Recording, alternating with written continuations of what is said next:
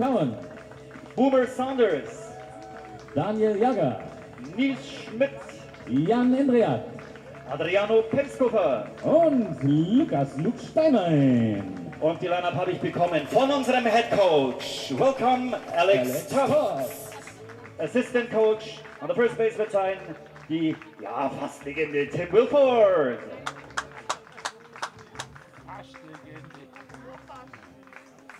Natürlich begrüßen wir heute unsere Unparteiischen. Das wird sein zum ersten Daniel Dibako, Andi Boxleitner und natürlich Vlado Čupić.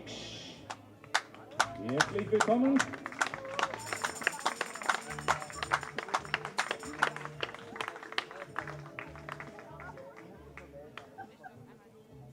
Und da sind sie alle, die Spieler, auf ein gutes Spiel. Nochmal Riesenapplaus für alle Spieler und unsere Amts.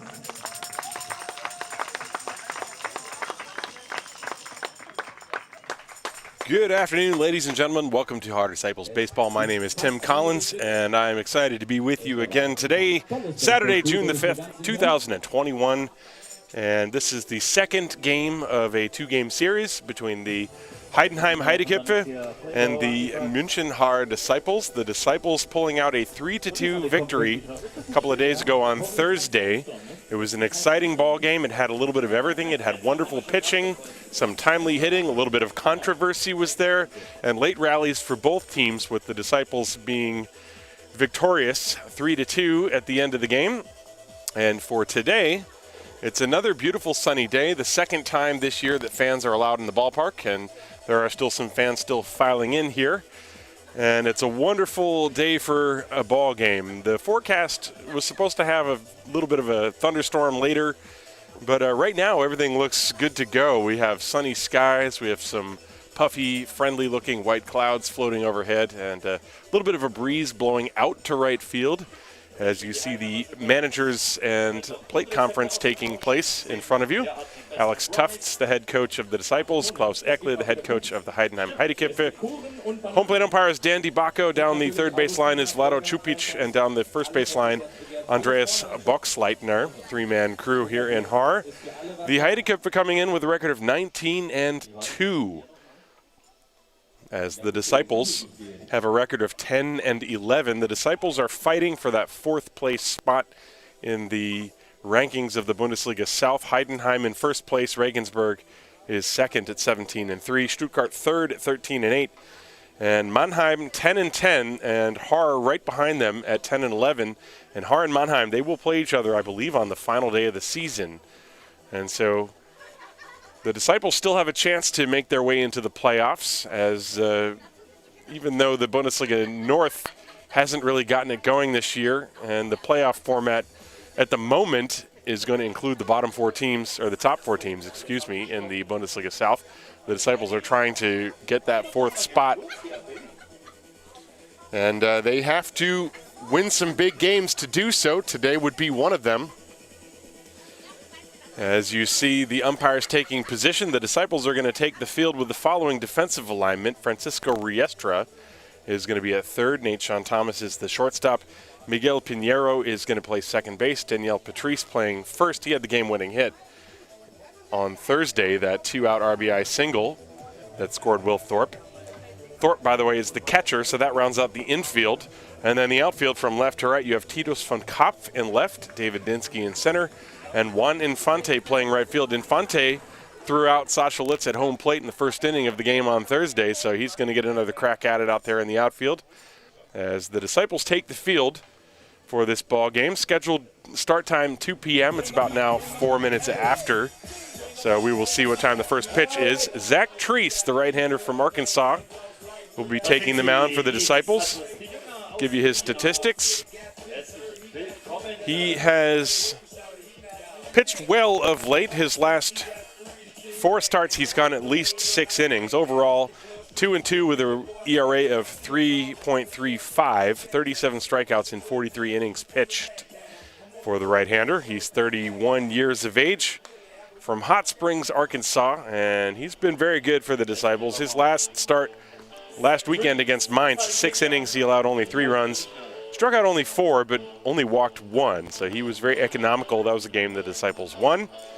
And so he's going to face the Heideköpfe for the first time, as he did not join the Haar Disciples until well after the beginning of the year. So he did not face Heidenheim when the Heideköpfe hosted the Disciples to open the season.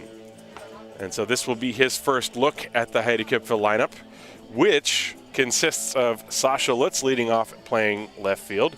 Simon Göring was not there on Thursday, but he's here today. He's catching and batting second. Gary Owens had that big home run, disputed, but a home run nonetheless. He's playing center field and batting third. Ludwig Glaser, the third baseman, will bat cleanup. Johannes Krum, the first baseman, is going to bat fifth. Sami Sopotalo, the designated hitter, he's going to bat sixth. Yannick Walter is going to play shortstop. He's batting seventh. Elian Gettner, the second baseman, will bat eighth. And Konstantin Hull, the right fielder, is going to bat ninth. Still a notable absence in the lineup for the Heidenheim Heideköpfe, and that is Sean Larry and his 14 home runs in a season that is only 28 games. And they are now going to be playing their 22nd game. I can't do math. And Sean Larry in 22 games, although he's missed the last few, he's got 14 home runs. He's not there today. So Sascha Lutz going to start things off. And Zach Treese, who works from the stretch exclusively, comes to it and deals first pitch. Fastball down the pipe, strike one, and we are underway. Sascha Lutz in the game on Thursday was 1 for 2. He was thrown out on the bases twice, however. And that was monumental in the decision in that game. There's the 0-1. Breaking ball popped up. This is on the infield. Patrice and Thomas. Patrice calling for it, makes the catch. And that's the first out. Sascha Lutz pops out for out number 1.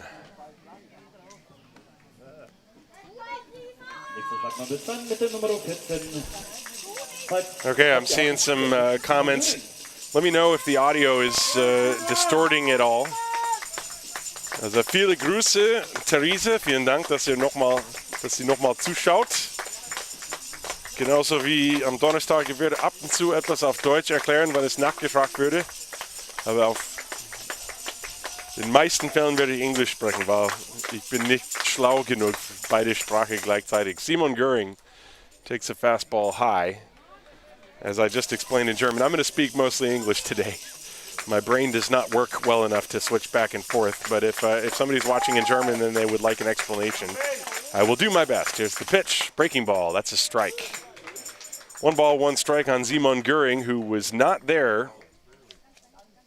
And he's got 6 home runs, hitting .361, an OPS of over 1,000. That's typical for him. He takes the ball inside. Treese working very quickly. 2-1. Danke, ich habe jetzt gelesen, Audio ist sehr gut, vielen Dank. Ich brauche die Hilfe manchmal. Ich bin ein Ein-Man-Show. Breaking ball, that's a strike. Inside corner, 2-2.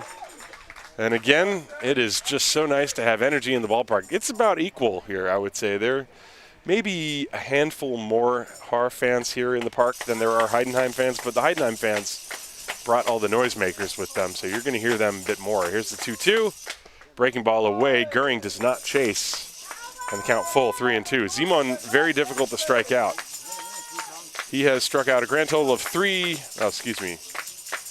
1 time in 79 plate appearances. 1 strikeout for Göring. That is ridiculous. I wonder if that's a typo. Here's the pitch. Ground ball off the pitcher's mound into center field. That's a base hit. I don't think it hit Treese. I think it went between his legs, and it was absolutely crushed. Let's take a look at this replay. He waited on it and lined it right through the wickets.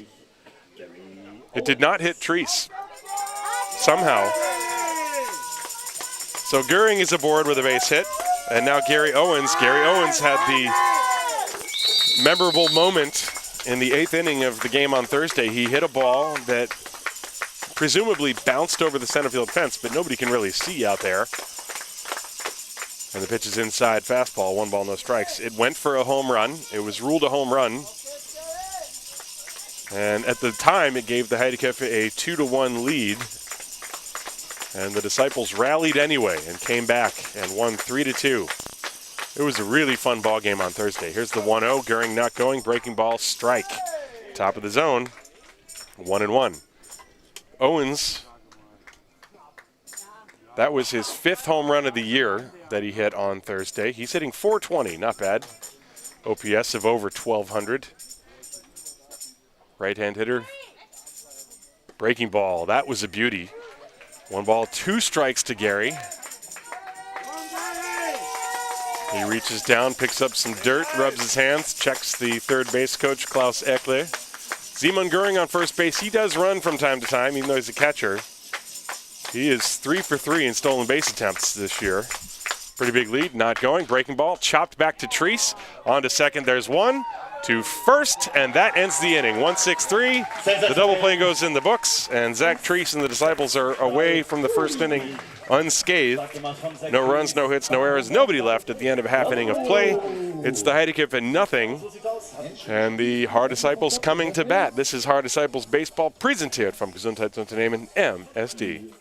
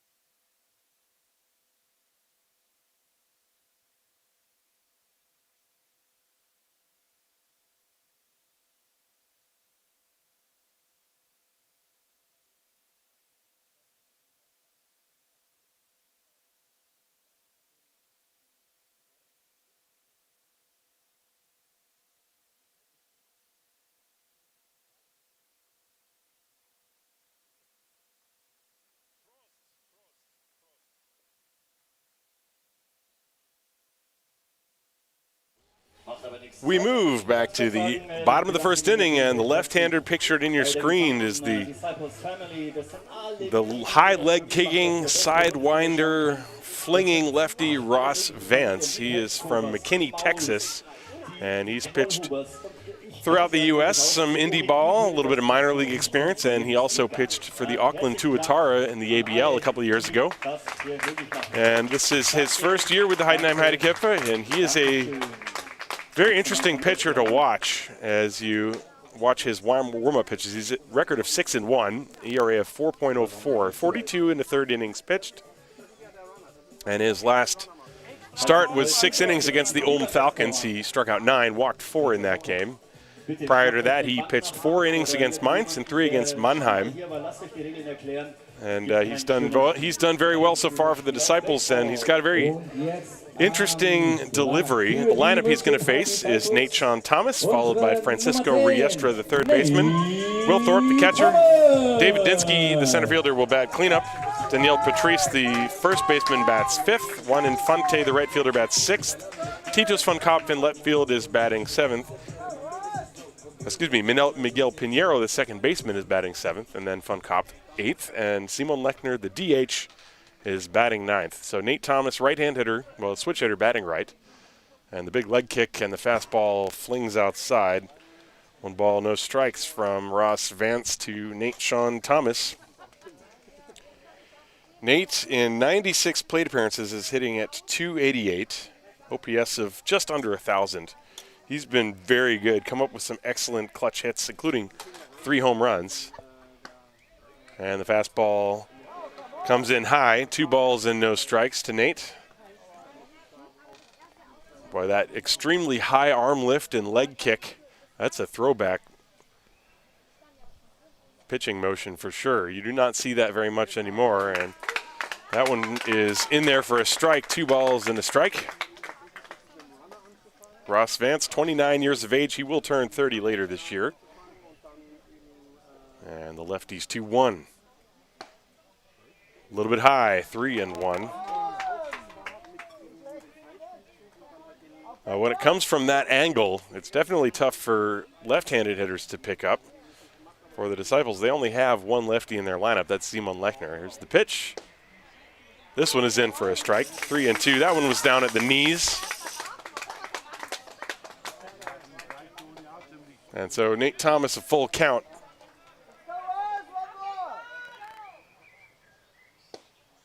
And that one just a bit low. Goering thought maybe he was going to get called for a strikeout, but instead it goes for ball 4. Thomas takes the walk. Let's look at the pitch again. Very close. It's a good movement on the pitches from Vance. So Thomas is at first base. Now Thomas, he's a threat to run, but he's been caught twice this year, and both of those were from Simon Goering, the man behind the plate. So we shall see what happens as the hitter Francisco Riestra steps up to the plate. And the pitch is low. Riestra had a very big hit yesterday. He tripled with 1 out in the 8th inning. He's hitting at .303.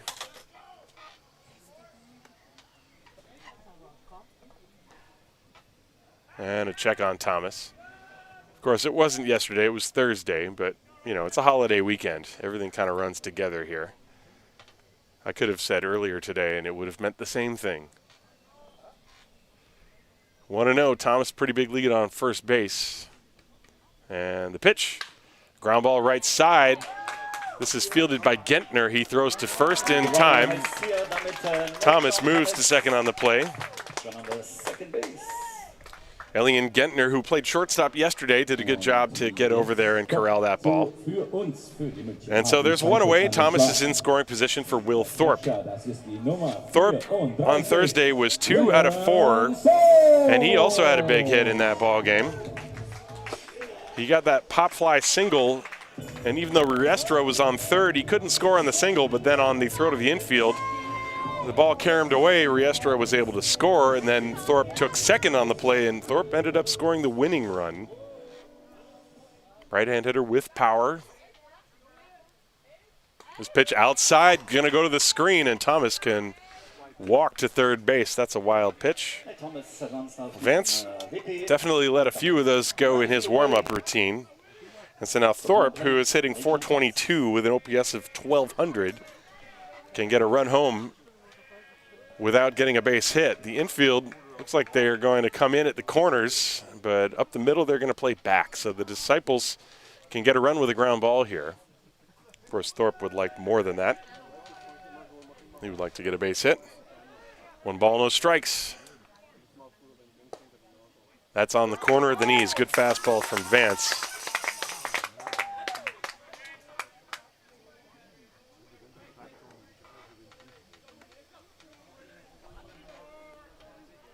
One and one.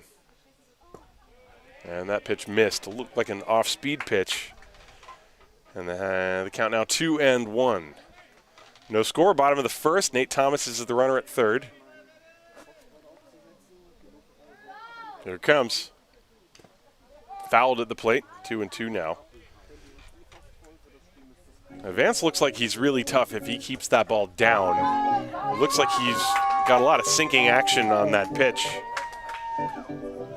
And when he works from the stretch, there's much less of a giant leg kick. But he heights the ball well. 2-2. Thorpe chokes up a bit. And that's outside, ball 3. 3-2. Still some more fans filing into the park. It's nice to see. It's nice to hear the sounds. Here's the payoff. Ground ball down the line. That's a fair ball. Base hit. Thomas will score. Thorpe rounds first. He's headed to second. And Lutz plays the ball and throws it into third. It's an RBI double for Will Thorpe. And the Disciples lead 1-0. Let's watch the replay on this. A 3-2 pitch. It looked like a pretty good pitch. It was down, and Thorpe kind of reached out and got it and rolled it past Ludwig Glaser. Nothing Glaser could do, and Thorpe with an RBI double. The Disciples take the lead 1-0. That's exactly what they did on Thursday. And so now David Dinsky steps up to the plate with Thorpe at second base. Dinsky on the year hitting at .329. He's got 2 home runs. And the pitch is a strike from Vance. So Thomas, who walked on that close 3-2 pitch, made it to second on the ground ball. Scores on the double. 1 strike to Dinsky. And now 2 strikes as Vance nails the outside corner for a second straight time.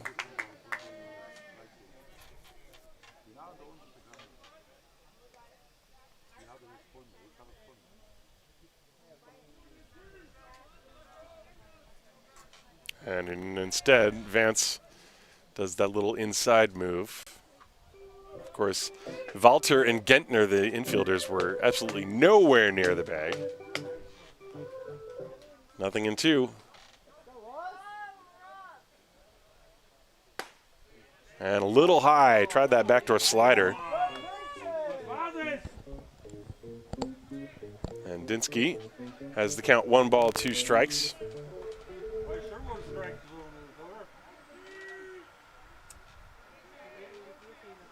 One ball, 2 strikes. 1 out. Runner on second base is Will Thorpe. And he blew him away with a good fastball. So Dinsky strikes out. There are 2 down. Dinsky late on the swing. I think he might have been looking for that off-speed pitch. Take another look at it as Daniel Patrice will take up his spot in the batter's box.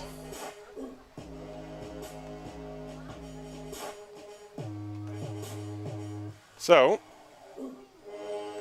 Patrice, who had the game-winning hit on Thursday, a little ground ball single that scored Thorpe from second base. He's up there in the same spot now, 2 down. And Thorpe dancing off second, and the backdoor slider hits the corner, strike 1. That causes Yannick Walter to pay a little bit of attention to him back there. But with 2 outs, you better be absolutely sure you're going to make it. Here's the pitch. That one's off the plate away. 1 ball, 1 strike. Of course, I don't think Thorpe's going to try to steal on Goering. Goering and Vance, both very experienced battery. They're also not going to get flustered too easily. Here's the 1-1 pitch to Daniel Patrice. Fastball just missed inside. That was a good spot, though. You could see Patrice was looking for the pitch out over the plate and was not expecting one to come in under the hands. And Vance just barely missed the spot. 2 balls and a strike.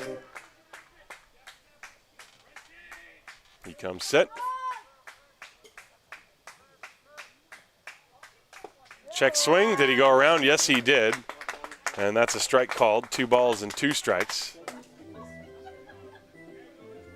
And Patrice asking if that was a swing. Daniel Dibacco says, yes, indeed it was. We can look at it again.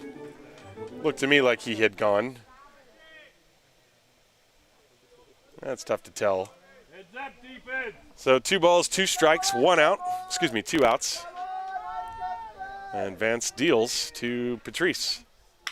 Ground ball right back to him. And he's got lots of time to make the play to first.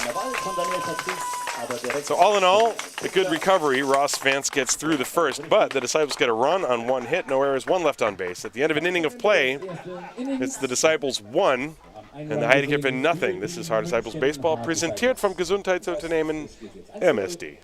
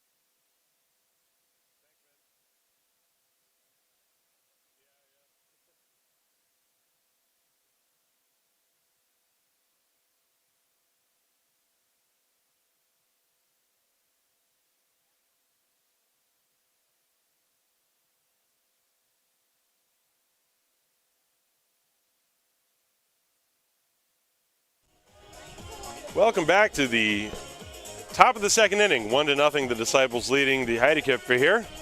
And it will be 4-5-6. Ludwig Glaser, Johannes Krumm, and Semi Sopatalo against Zach Treese, who gave up a base hit, but then immediately induced a ground ball double play to get through the first inning. And then had to go back to the dugout and watch his team score a run. So the Disciples lead 1-0 as Ludwig Glaser steps up to the plate. Glaser hitting at .404. He's got 3 home runs, OPS of over 1,200. And the pitch is a strike to him.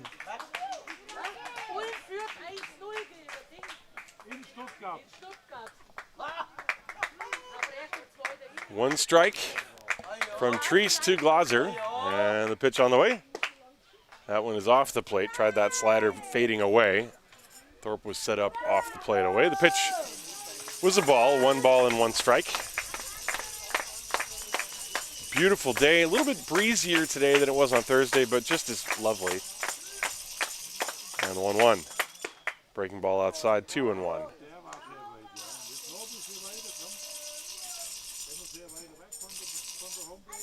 Glaser on Thursday was 2 out of 4. He had a double in the 8th inning and was stranded. There's a ground ball towards third, gloved by Riestra. He spins and throws to first. There's the first out. Riestra has played very solid third base for the Disciples. He made an excellent diving play in Thursday's game to rob, I think it was Gentner, of a hit in the 9th inning. This one was much more routine, but he still had to go to his left and snare that ball, which was hit with a little bit of steam on it. And so there's 1 away. And the hitter is now Johannes Krumm. Krumm hitting at .226. He does have some power. He's got a couple of home runs as the slider goes off of Thorpe's glove for ball 1. Johannes, a former pitcher, had some big moments in his career for the Disciples, but then I believe a shoulder injury has kind of put an end to that, but he's still been a valuable player, playing first base and DH for Klaus Ekle the past couple of years. The pitch just missed outside, 2-0. Krumm on Thursday was 1 for 3 with a single. He also stole a base, if my scorecard is to be believed, which I don't know, you may want to double check. 2 balls, no strikes to him, right-hand hitter. Chopped foul, 2-1 now.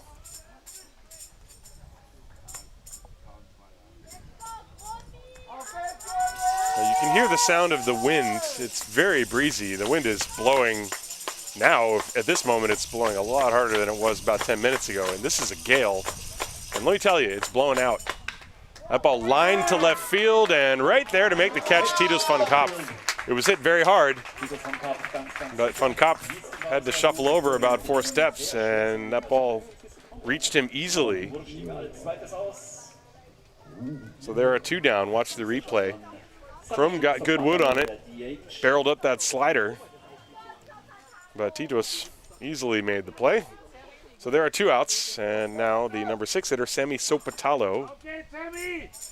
I'm never going to not have fun saying that name. He is hitting at 192. He does have a home run, however. 10 hits in 26 at-bats. No, excuse me, that can't be right. 5 hits in 26 at-bats. First pitch is a strike, which was fouled away.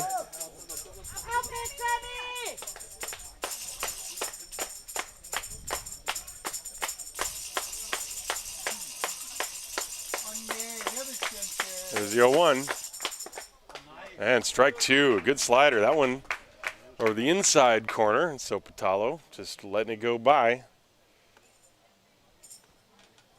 Treese working way out ahead. No balls and 2 strikes. 2 down, nobody on. And he's got the sign he wants from Thorpe. And the 0-2. There's a ground ball. Gets past Treese, and it's going to squirt through. That ball had eyes, and it gets into center field. A little 2-strike seeing eye ground ball single into center field. And so Patalo is aboard with 2 down for Yannick Walter. Now Treese shook off a couple of pitches and then got the one he wanted. As as Yannick Walter is going to step up. This is the last play. It looked like a fastball away, and Sopatalo reach out and touch someone. So Yannick Walter, the hitter now. He's playing shortstop. He was the catcher on Thursday. The breaking ball is outside, 1 ball, no strikes. Walter this year is hitting .286. He's got 3 home runs, 14 hits and 49 at-bats. OPS of 847, not bad for the youngster. And there's a strike at the very top of the zone, 1 ball and 1 strike.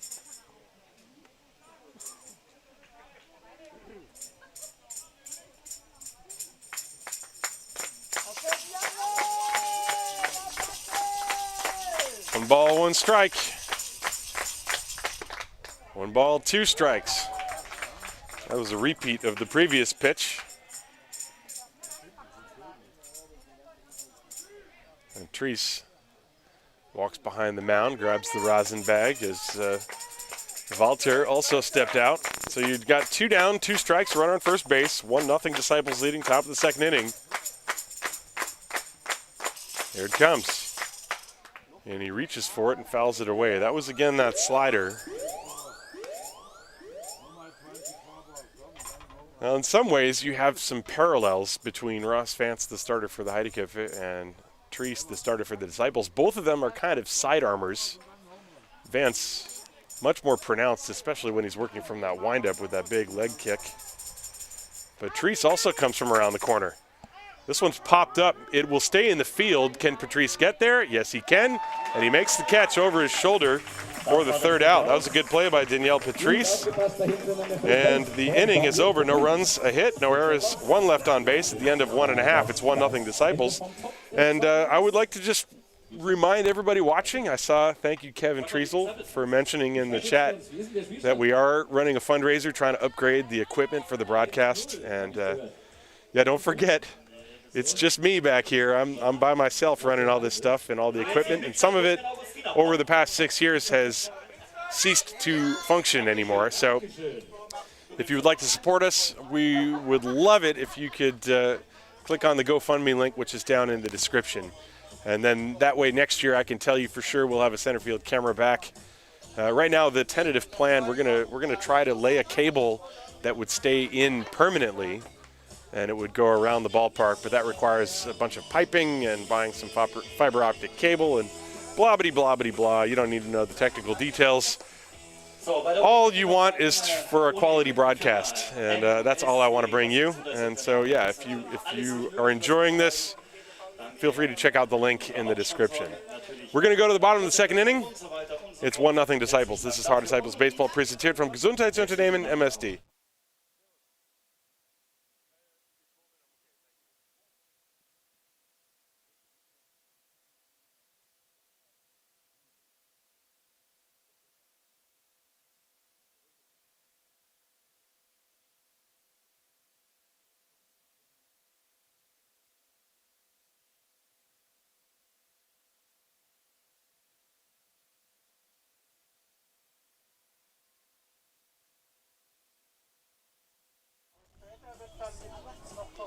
To the bottom of the 2nd inning, and Ross Vance will face 6, 7, and 8.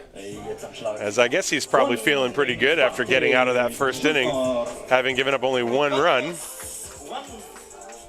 And it's going to be Juan Infante, Miguel Pinheiro, and Titos van Kopf against the left-handed gunslinger Ross Vance. The pitch, and he flings that one in for a strike. 0-1. Infante hitting at .288. Swings through a high fastball, 0-2. Infante has been a great pickup for the Disciples this year from Venezuela. And he hits a high fly ball, very high, deep left field. Lutz drifting back. He's on the track and makes the catch. Infante hit that ball off the end of the bat. If he had gotten a little bit more barrel on it with that gust blowing out the left field, there would have been a chance to see that thing fly out of here, but Lutz makes the catch. And that's the 1st out. So Miguel Pinheiro will step up to the plate. But one could say also 0-2. That was not a great pitch from Vance. It was hanging and it was right in the middle of the zone. So now Pinheiro, hitting at 209 in 50 plate appearances, will step up to the plate. And he sees a strike on the first one. Vance working quickly. He's on the rubber the whole time, gets the ball, and he's got the sign from Göring. There's the 0-1. Outside and high. I will never get sick of that high leg kick from Ross Vance. I thoroughly enjoy seeing pitchers that have motions like this. There's the 1-1. Just off the plate outside, 2-1. Auf geht's, die Sattelfans. Miguel Pinheiro ist am Schlag.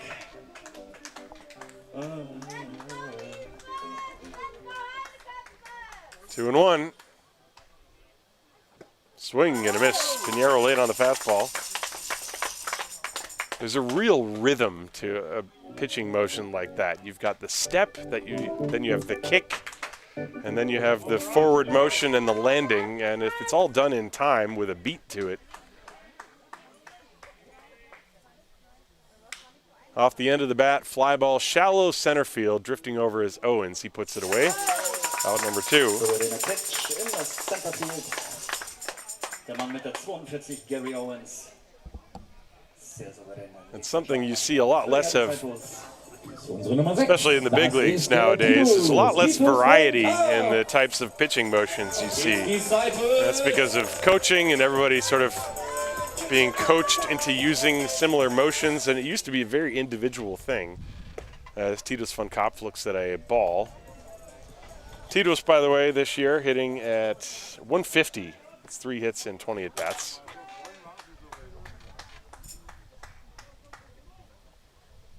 Swing and a miss. Well, Vance, in the first inning, gave up a walk and a ground ball double, and that's the Disciples' run. Since then,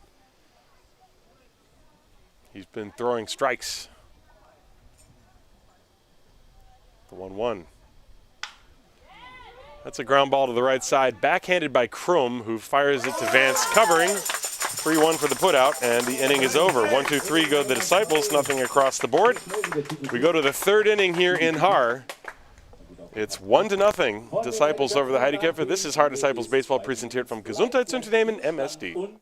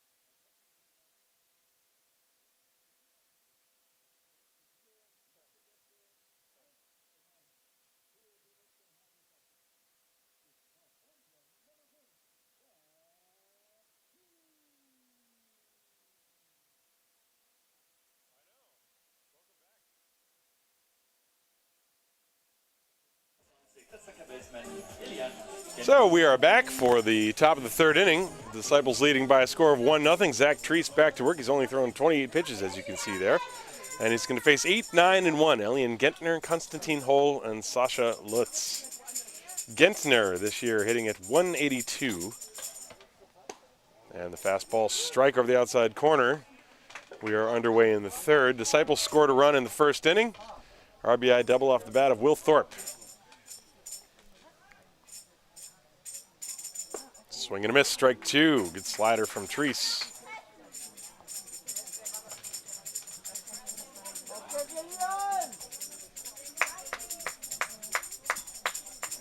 William Gentner, one of the good young players coming through the Heideköpfe pipeline.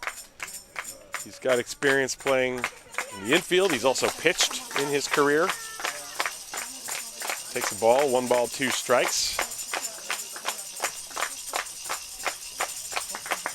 And the pitch. Got him swinging. That's the first strikeout for Trees, and it was the slider. It starts on the outer half of the plate, and then hat sich raus aus die Strike-Zone gedreht. So könnte man sagen. Und Gentner einfach vorbeigeschwungen. Why not? A couple of them I'll do off Deutsch. So Konstantin Hull is going to step up to the plate. Hull was there on Thursday. He's hitting at 294. Here are the Heideköpfe fans trying to get something going. Fastball strike inside corner. Trees has been in a groove. He's only allowed 2 base runners, and one of them was erased on a double play. 0-1 on Konstantin Hull. 0-2 on Konstantin Hull as a good breaking ball drops in.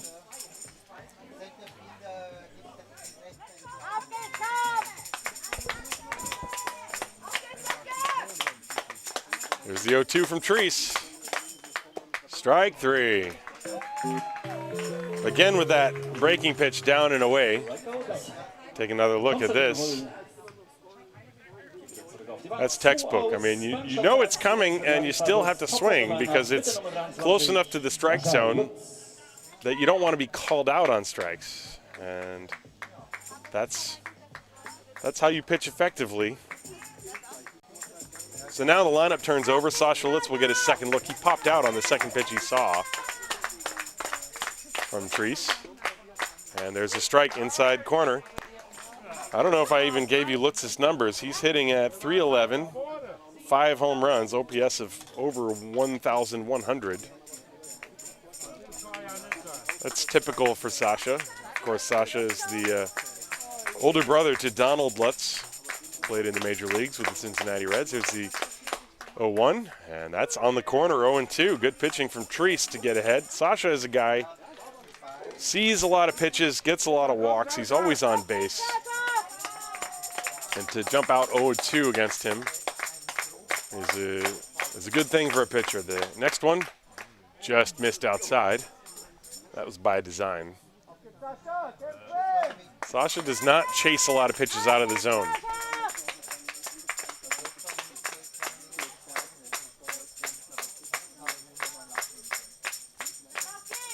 Let's try to get his footing in the batter's box. 1 ball, 2 strikes.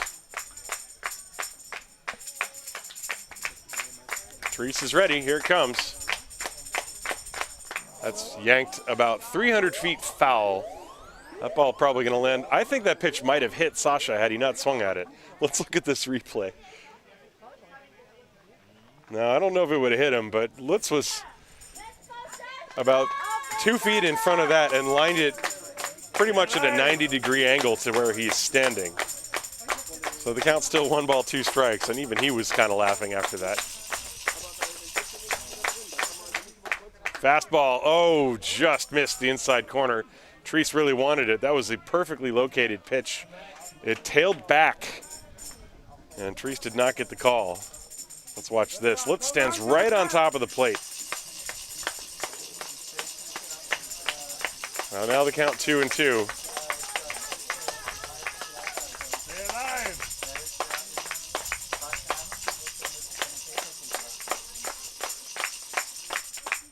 And now the breaking ball is inside, and here we are at a full count. It started 0-2. Lutz took, actually there were 2 close, very close pitches. The fastball that was off the outside plate on 0-1, or 0-2 rather, and then that 1-2 pitch that was on just off the inside corner. And now he fouls away one. Count is full 3-2. That ball hit a tree and was caught by a fan. Man, the energy of having the fans in the ballpark is just, there's so many little things that make a baseball game fun that you forget about when there's no fans here. Like when a fan makes a nice play on a foul ball. That's one. Here's the 3-2. Fouled away again. Just the energy between pitches. The individual batter-pitcher battle. It's just so nice to have this extra layer of energy, the fans clapping.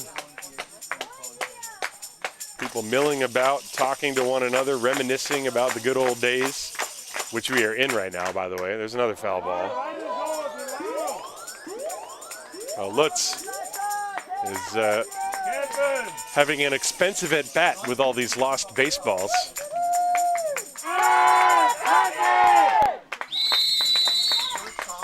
Still 3 balls and 2 strikes. There are 2 down in the inning. Treese is not giving in to Sasha Lutz. Simon Göring waiting on deck, hoping to get a chance. The pitch, and that's inside, ball 4. Lutz took a couple close pitches and eventually draws the walk.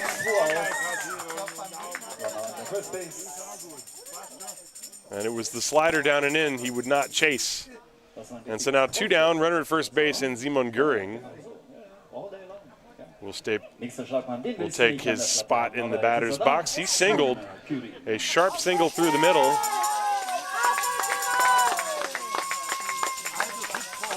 One for one. So Lutz is the 3rd base runner for the Heideköpfe. On a beautiful sunny day here in Haar. Lutz at first, not going. The pitch, breaking ball popped up. This is playable. Short right field, Infante racing in, and he makes the catch. So Treese walked Lutz, but then on one pitch gets Göring to fly to right field, and the inning is over. No runs, no hits, no errors, 1 left on base. Going into the bottom of the 3rd, it's 1-0 Haar.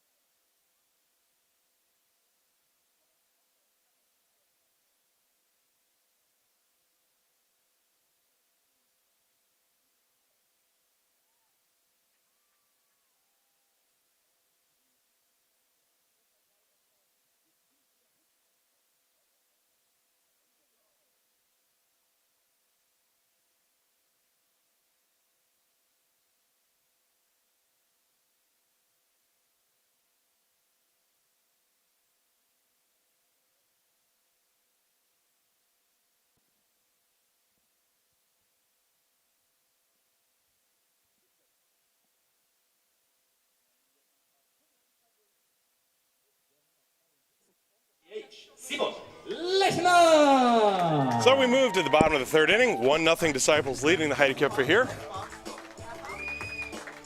And Simon Lechner will be the hitter. Lechner, the DH, hitting 179 this year. 10 hits in 56 at-bats. And he's the unlucky fellow who has to face Ross Vance from the left side.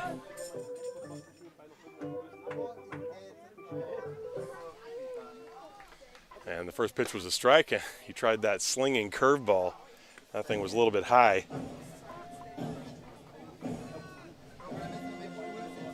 (2-0). And this one bends around onto the inside corner. 1 ball. Excuse me, I said 2. I know it was. Yeah, it was 2-0. And now the count is 2-1. And he pops that one up, foul ground left side. Glazer's got a beat on it, and he makes the catch. for the first out. And so now the lineup turns over for the Disciples as they will get their second look at Ross Vance. Nate Sean Thomas will step up to the plate. Thomas walked and scored in the first inning on Will Thorpe's RBI double, and that's the only run of the game.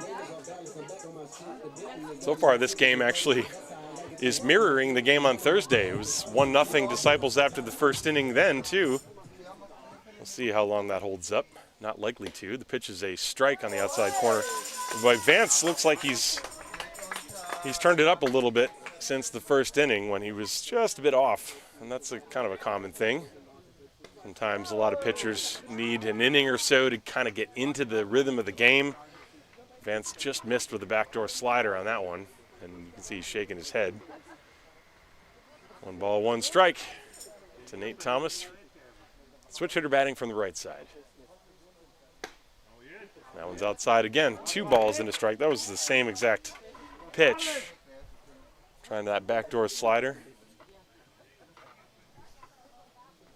2-1 on Thomas. And now it's 2-2 as he swung through a fastball.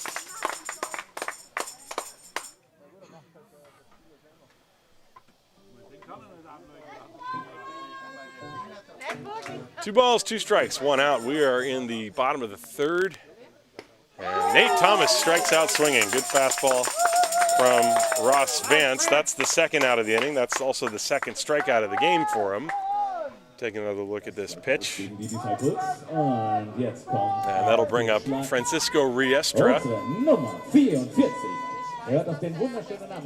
Good fastball from Ross Vance. So Riestra, who hit a ground ball to the right side, which moved Nate Thomas.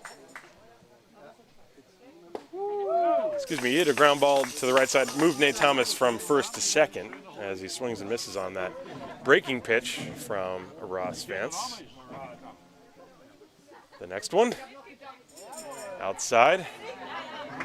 1 ball, 1 strike. Vance is working extremely quickly. No pitch clock needed here. He's on the mound. He's got it. He's ready to fire. Ground ball left side. The shortstop, Walter, backhands and throws to first, and Riestra had it beat easily. Crum can't find the ball, but that's going to be an infield single for Francisco Riestra. He was hustling down the line. Walter, the shortstop, had to go to the hole and backhand it. Wasn't hit all that hard, and you see Riestra getting down the line pretty well. He had the throw beat, even though Crum did not field it cleanly. And now Will Thorpe steps up to the plate. Thorpe doubled and brought home a run. So Riestra at first base. You wonder maybe if he might try something, although I kind of doubt it. Riestra is 7 out of 9 in stolen base attempts. And with the lefty on the mound, the combination of the lefty Vance and Goering, a good throwing catcher back there, I don't think Riestra is going to go anywhere here, unless the count gets to 2 strikes on Thorpe. And the fastball is high, ball 1.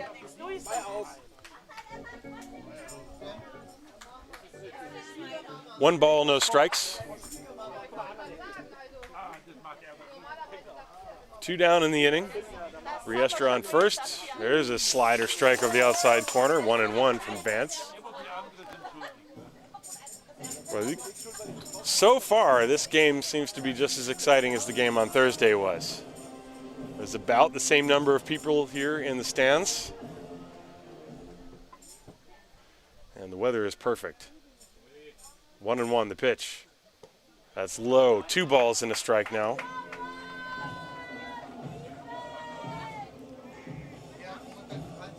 Ich habe gelesen, wo kann man spenden? Es gibt einen Link in der YouTube-Beschreibung. Das ist ein GoFundMe-Link. Thorpe with a fly ball to center field. Owens is cutting over and now in, and he puts it away for the final out. Also ja, wenn man Lust hat, eine Spende zu geben für diesen Broadcast zu unterstützen, erstmals würde ich mich sehr, sehr freuen darauf. Da findet man die Link in YouTube Description, also da unten. Oder wenn man auch bei Eurobaseball TV schaut, da habe ich auch den Link da reingesteckt. Es ist ein GoFundMe und da kann man alles machen und die Einleitungen folgen. So, We are going to the fourth inning. Another pitcher's duel here, another nail biter. 1-0. The Haar Disciples leading. This is Haar Disciples Baseball, presented from Gesundheitsunternehmen MSD.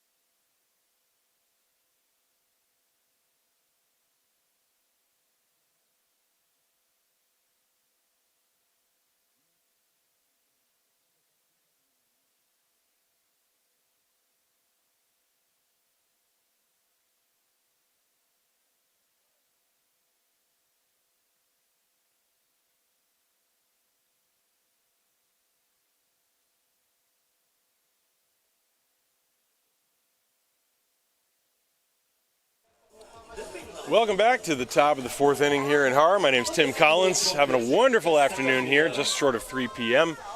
Sunny, what feels like summer day, and Gary Owens, the number 3 hitter, is going to step up to the plate against Zach Treese. Owens, and then Ludwig Glaser and Johannes Krom. The Disciples leading 1-0 in the game, and Treese's first pitch is a breaking ball, low and away, 1 ball, no strikes.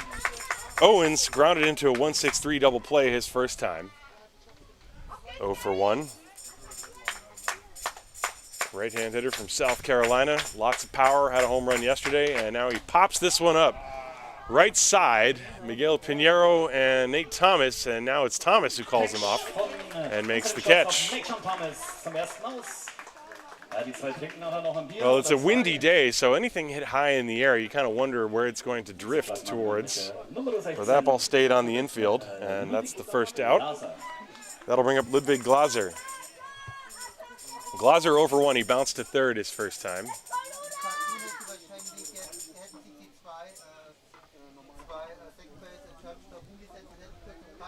Glaser, right-hand hitter. He's got some power, as you most likely already know. And Treese deals.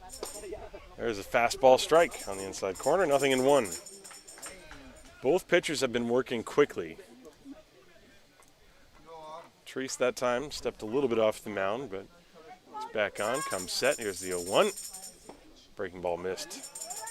1 ball, 1 strike now.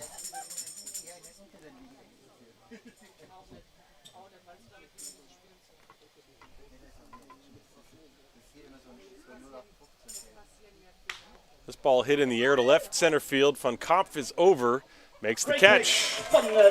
2 down. Again, Glaser looked like he hit that ball off the end of the bat. Didn't quite get the barrel to it. As we take another look at this on the replay, Johannes Krum will be the next hitter. Didn't quite get the barrel of the bat to the ball, otherwise he would have driven it a lot further. And Tito's read that ball perfectly off the bat and drifted over, made the catch in the left center field alleyway. So Johannes Krum, the hitter.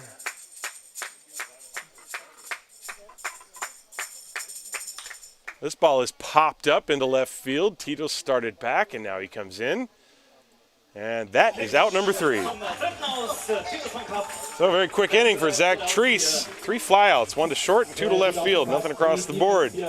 Bottom of the 4th inning coming up. We have another dandy of a ball game developing. 1-0 Disciples. This is Haar Disciples Baseball, presented from Gesundheitsunternehmen MSD.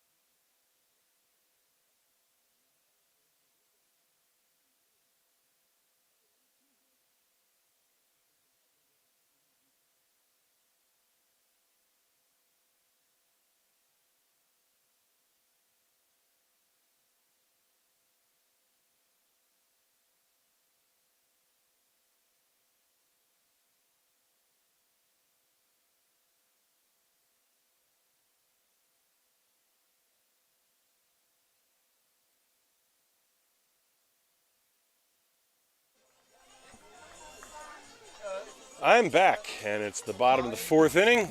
The Disciples leading 1-0 on the strength of a Will Thorpe RBI double that occurred back in the first inning. And I'm just going to keep saying it.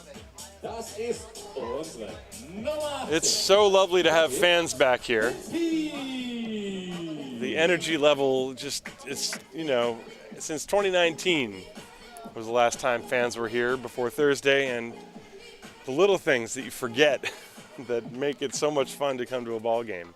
They're all back as David Dinsky takes a strike on the first pitch. Dinsky, the cleanup hitter, and then Patrice and Juan Infante. I see some folks in the chat wondering about the paying options for the GoFundMe.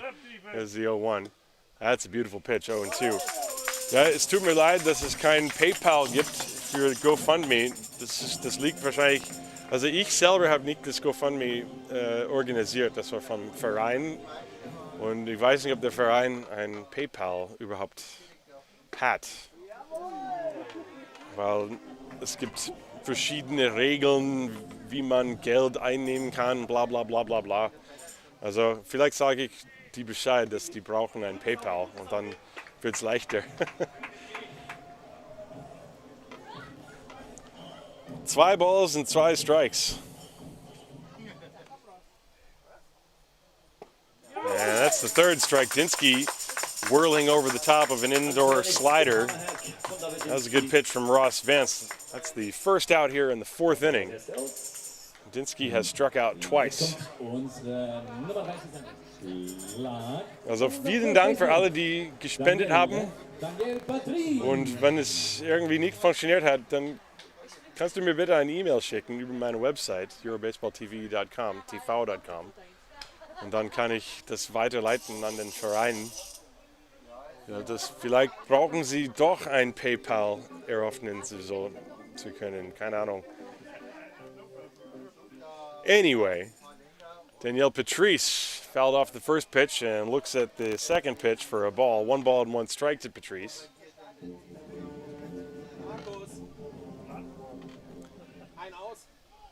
And the 1-1 pitch, that one bends in. 1-2. Vance's pitches are really starting to jump, especially that little whirly-bird slider he throws up there. There's a 1-2 pitch.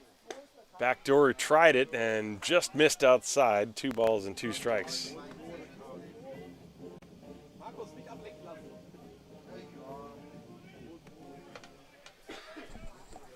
Two balls, 2 strikes to count. Here's the 2-2 pitch. Didn't mean to, and he fouled it away. Count remains 2 balls and 2 strikes. 1 down. We've got a pitcher's duel brewing here. Vance, just over 60 pitches, deals the 2-2.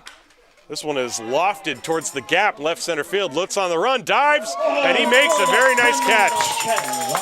Wow. He caught that ball and then fell down. He didn't dive really towards the ball. I called it too quickly, but it was still a very nice running backhanded catch by Sasha Lutz. It was solidly struck by Daniel Patrice, and Lutz backhanded it with the outstretched glove and then tumbled to the ground. But a very nice catch by Sasha Lutz, and there are 2 down. Well, just like Thursday, we've had a little bit of everything. We've had strong pitching, quick-moving ball game, and it's a tight one. That'll bring up Juan Infante. Infante flied out to left field his first time, and the sidearm pitch comes in low, ball 1. 1 ball, no strikes.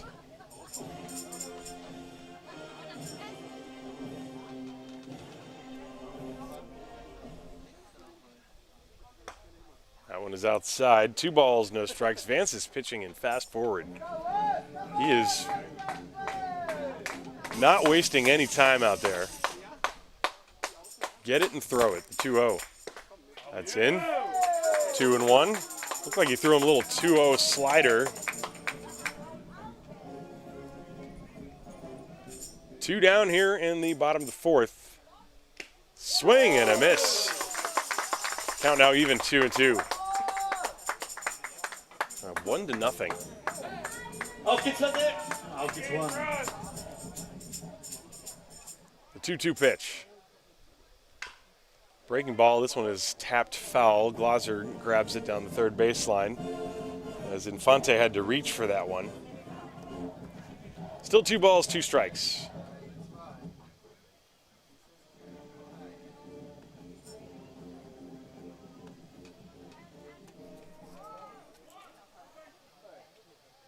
And he got him swinging. A very good inning for Ross Vance.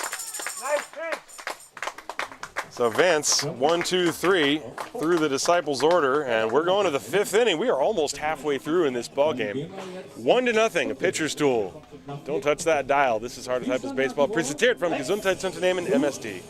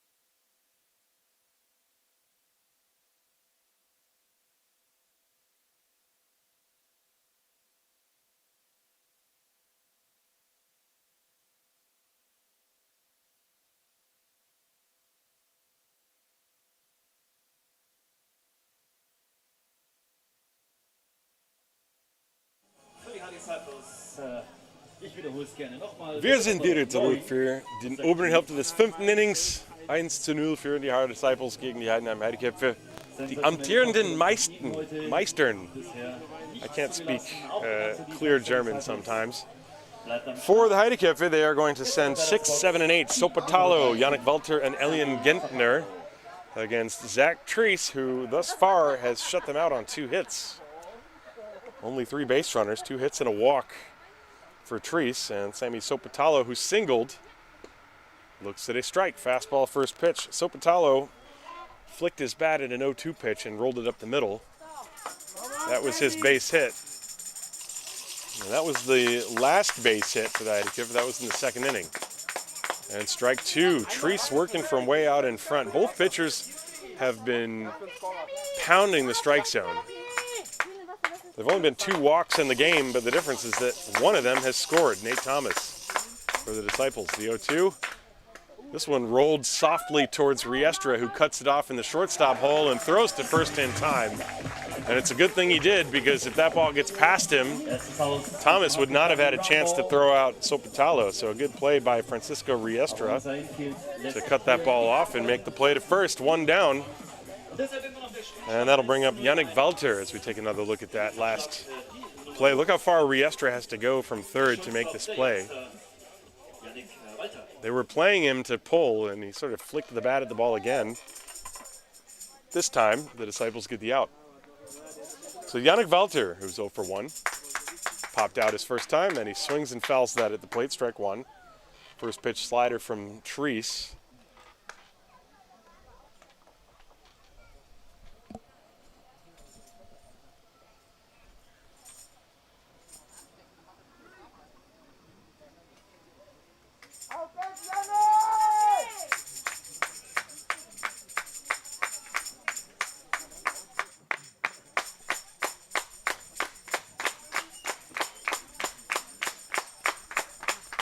There's the 0-1.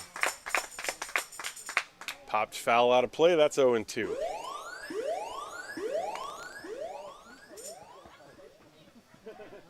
Lauf, Forrest, lauf, du hast ihn gleich.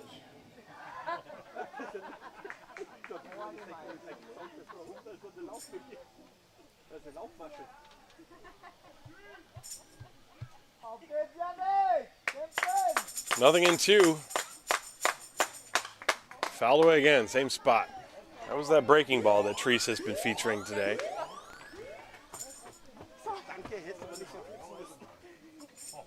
No balls, 2 strikes. On Yannick Walter, the number 7 hitter, Elian Gentner waiting on deck.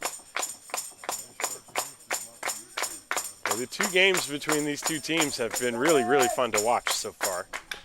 Bouncing ball, pulled foul, Gentner with the 3rd consecutive foul ball, 2 to the left side, 2 to the right side, and now 1 towards his own coach, Klaus Eckle, who barehands it and flicks it into the Disciples' dugout. Still no balls, 2 strikes. Treese has slowed it down just a bit, his pace, this half inning. And Walter lays off the outside breaking ball, 1 ball and 2 strikes. Heideköpfe fans trying to keep the energy level up. 1-2. And he tried that pitch again, and Walter again did not chase after it. 2 balls, 2 strikes.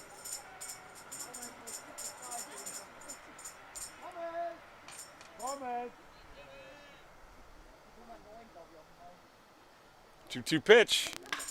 Hits sharply on the ground to short. Thomas from a knee, deep short, throws to first.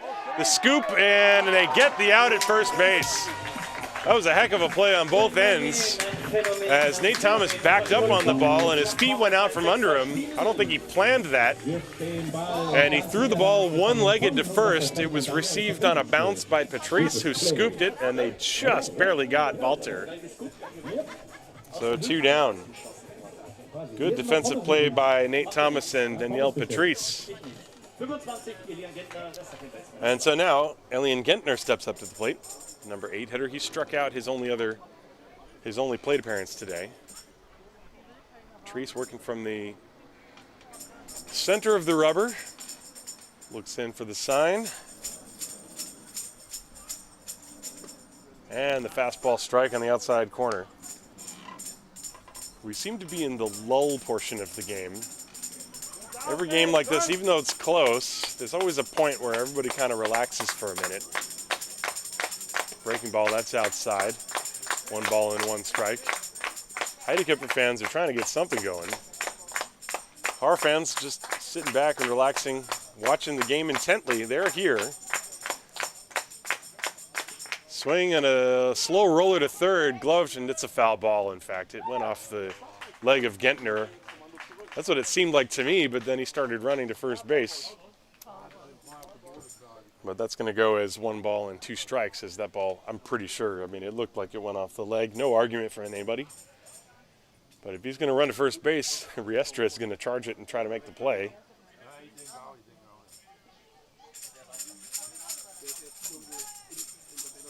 One ball, 2 strikes on Elian. And the pitch from Treese.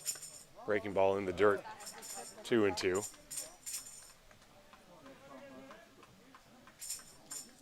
Okay, Heideköpfe, aufgeht! 2-2 pitch. That one was high. That's the first pitch from Treese that looked like he didn't quite finish it. It came out of his hand and nearly went wayward. Full count, 2 down. We're in the 5th. 1-0 Disciples, the pitch. And he missed up high. Ball 4. Those last 2 pitches looked like they slipped out of the hand from Treese. And so the number 9 hitter, Konstantin Hull, will step up to the plate. He's got a runner on first base and 2 down. Gentner at first is 2 for 2 in stolen base attempts. So you never know. Maybe he'll try to take off here. If Hull can keep the inning going, suddenly Heidenheim, they would have the top of the order coming up. Hull is 0 for 1 with a strikeout. And he lays down a bunt. That ball kicks foul. Strike 1. Bunting for a hit, obviously, with 2 outs.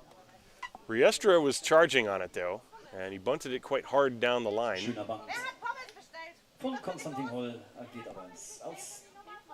And one thing that's actually quite nice, the Disciples this year, you can order food and it will be brought to you from your.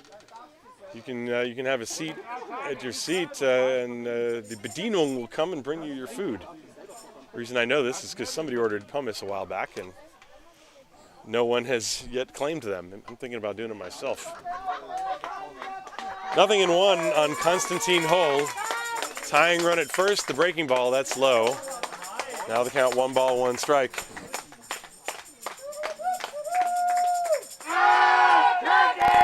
And the Heideköpfe fans are waking up. Gentner at first base. Short lead, not going.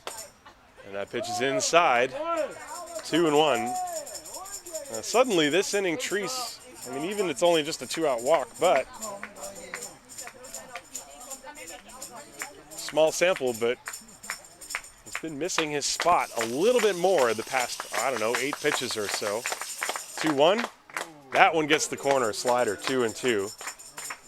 As Hull was looking for something away.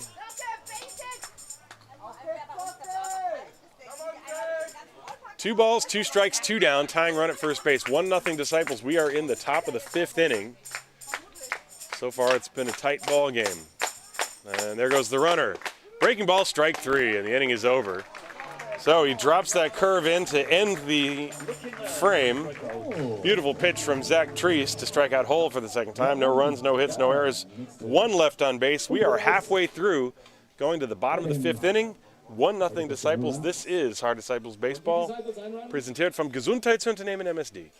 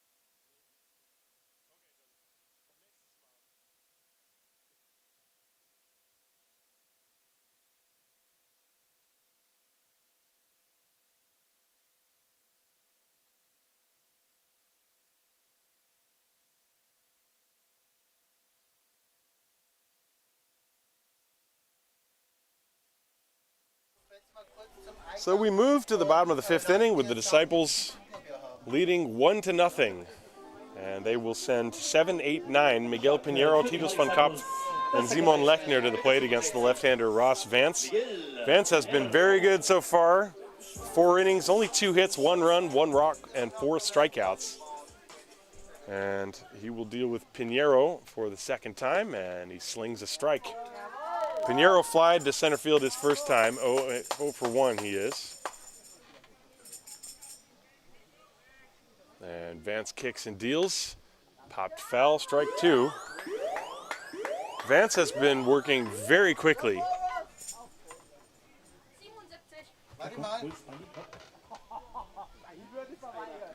No balls, 2 strikes. That's outside. 1 ball, 2 strikes.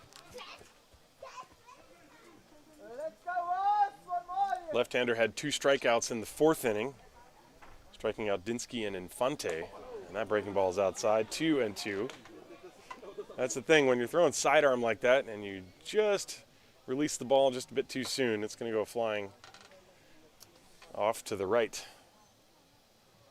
2 balls and 2 strikes, nobody out. And that one was inside. Full count now, 3-2. Pinheiro trying to get aboard, see if the Disciples can manufacture another run. They got their run back in the 1st inning. Nate Thomas walked, moved to second on a ground ball, and scored on a double. There's a floating line drive base hit into right field. Pinheiro is aboard to start things here. As the right fielder Hull gets the ball back in. Pinheiro looked like he took a 3-2 slider in off the fists and got it over the head of the second baseman, Gentner. So he's aboard, and Titus von Kopf is the hitter now. Von Kopf is 0 for 1. He grounded to first, his only other plate appearance so far today. And so now Vance from the stretch. Von Kopf shows bunt. The bunt was missed, and Goering with a back pick, and Pinheiro was not off the bag too far. 1 ball, no strikes.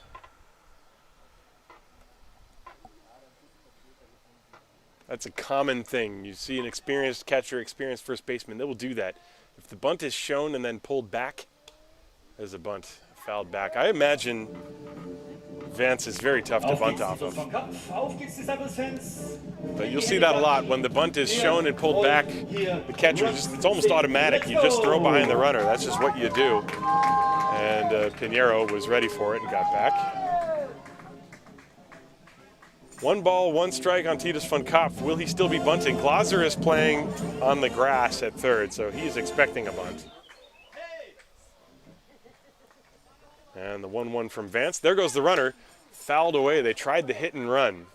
And Pinheiro has to slam on the brakes and get back, just in case that ball stayed in play. Not a bad idea.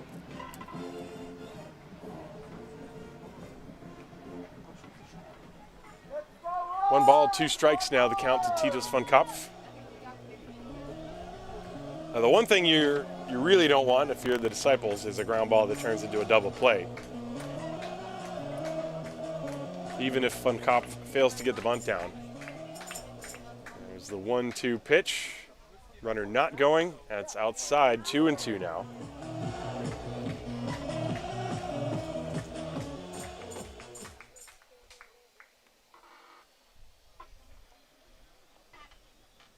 And the 2-2.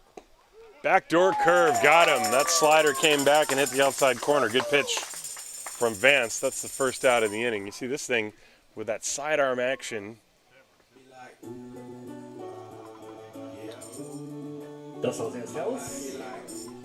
Yeah, in case you're wondering, Sean Larry is not here today, and neither is Philip Schultz for the Heideköpfe, but Simon Liedke, he is here, but he's not in the lineup. As Simon Lechner is the hitter now, and he takes a slider strike. Lechner popped out to third his first time, and I imagine he's going to see more of those breaking balls. Lefty to lefty, very tough against this man, Mr. Vance. Pinheiro off first base, not going. Swung on and missed. That was the slider sweeping away. That's like a big frisbee going away from Lechner. That's very tough. Come on, Russ. Do it now. No balls, 2 strikes. 1 out, runner on first base, Miguel Pinheiro. 1-0 Disciples. This one behind Lechner goes to the backstop, and Pinheiro will take second on the wild pitch. That was a very wild pitch. Well, Vance completely let that one go. Watch this thing come in. Lechner didn't even really have to move. It was so far behind him. 1 ball, 2 strikes. So they count 1 ball, 2 strikes, and that puts the runner in scoring position. 1-2. Got him swinging, and you almost could predict that. Throw a pitch behind him and then come back with a slider that fades away. It's very tough for a lefty to lay off that pitch, and he put it in the perfect location. As you see that thing coming sweeping in from around the corner. And so 2 down, and it will be up to Nate Thomas to try and drive home the run. The Disciples with a fragile 1-0 lead. But Thomas is the man who walked and scored that run. He's officially 0 for 1. He struck out his other at-bat. Pinheiro at second base with 2 down. He would be off at the crack of the bat. And the pitch. It's outside. 1 ball, no strikes. No activity for the Heideköpfe so far in their bullpen.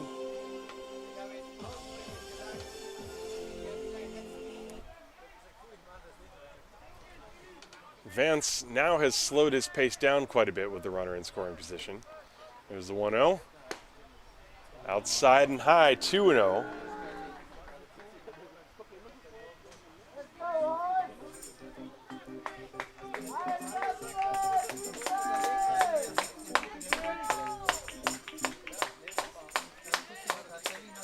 2-0 pitch. Check swing, that's a strike called anyway on the outside corner. 2-1. Vance trying to strand that runner at second base. This is a big run for the Disciples. I mean, a 1-0 lead is certainly fragile against the Heideköpfe, but they would feel a heck of a lot better if they could get at least this run home. 2-1 to Nate Thomas. And he gets the outside corner with that backdoor slider. That's a good pitch from Vance. 2 balls and 2 strikes. Starts off in the left-handed batter's box and then just bends and makes a beeline for the outside corner. 2-2. And the pitch is low. Full count now. 3 balls, 2 strikes. You have Riestra on deck.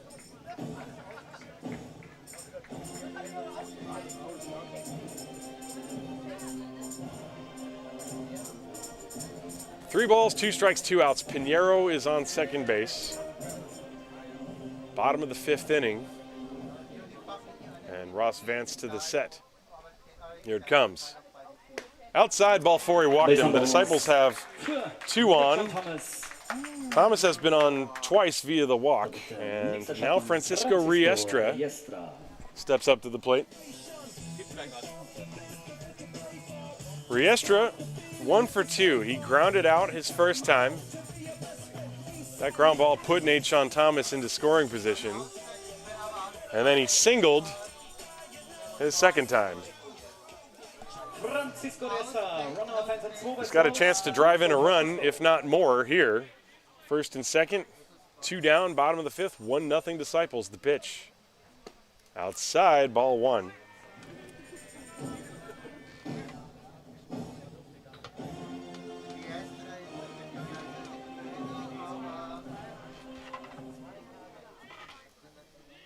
One-0 pitch coming to Riestra. There's a strike. 1 ball and 1 strike. Vance now over 90 pitches. He started the inning, I think, around 68 or so. So the Disciples have definitely upped his pitch count. Here's the 1-1 pitch on the way to Riestra. Fouled to the screen, and he had a good cut. 1 ball, 2 strikes, but that one almost went into your living room. Let's watch where this goes. And landed a couple feet south of the camera. Don't worry, the camera would have been fine. It's behind the fence. 1 ball, 2 strikes on Riestra. And a backdoor breaking ball got him looking. Vance has been able to find that pitch when he's needed it, and in fact, he strikes out the side around a single and a walk. So no runs, 1 hit, no errors, 2 left. We're going to the 6th inning here in Haar. 1-0 the Disciples lead. Haar Disciples Baseball is präsentiert vom Gesundheitsunternehmen MSD.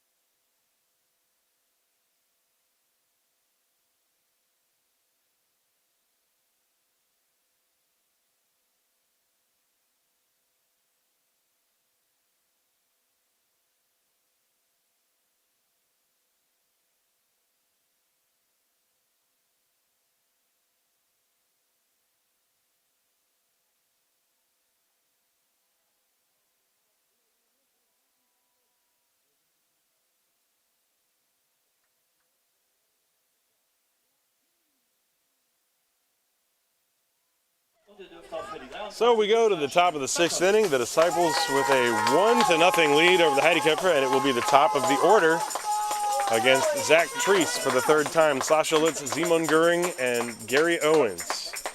This game so far eerily similar to the game on Thursday. The breaking ball from Treese in for a strike. And the 6th inning is underway. Treese, that was his 74th pitch of the afternoon.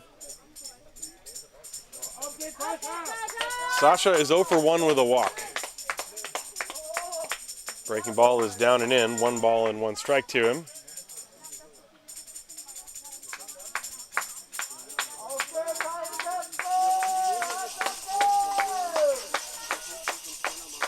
One ball, 1 strike. Bouncing ball, foul. 1 ball, 2 strikes. That one goes into the Heidenheim dugout. Down the first base line. Well, the Disciples got their run in the 1st inning. Nate Thomas walked, moved to second on a ground ball. Will Thorpe hit a double. And that's basically it. Since then, the Disciples only have 2 singles and a walk. Meanwhile, Treese has allowed 2 walks and 2 singles. The Heideköpfe have not had a runner at second base. Swing and a miss. He got Sasha to chase that breaking ball down and in. Thorpe throws to first. Sasha carrying the bat the entire way. Why not? Save himself the trouble to go back and pick it up later. And so there's a strikeout. That's the first out, and a big one, as it's the top of the order for the Heideköpfe.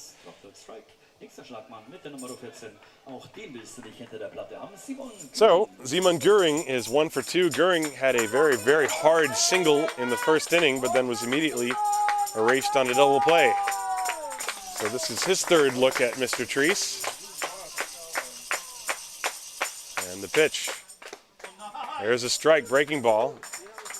Well, this is the time in the game when the hitters go up there looking probably for that breaking ball, and you wonder what Treese is going to do to counter that. Göring, of course, a catcher, experienced game caller, and he's been around the block. Swing and a miss. Good fastball running in on his hands, and Treese tied him up 0-2. Well, that's the thing. Pitching in this league, in the Bundesliga, it's still a chess match. In MLB, it's become much more of a heavyweight fight. Knockout punch every batter, but in this league, you're going to get the 3rd and 4th at bat against the starter. There's a breaking ball outside. 1 ball and 2 strikes, especially in a game like this. I mean, this is a straight-up old-fashioned pitcher's duel between Ross Vance and Zach Treese. 1 ball and 2 strikes.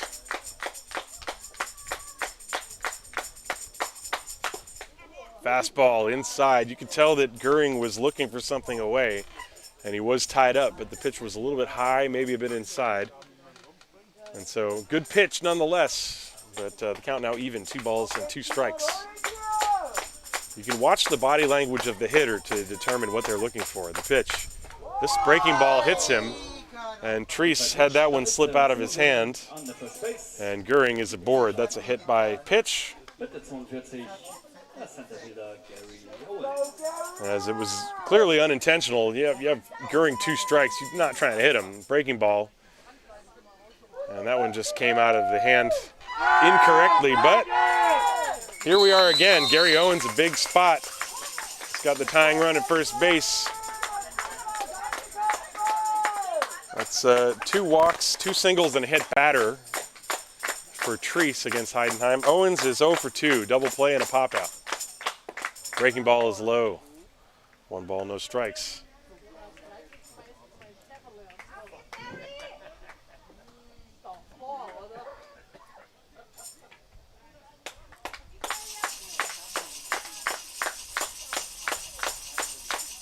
(1-0) outside. 2-0. After Owens, you have Ludwig Glaser.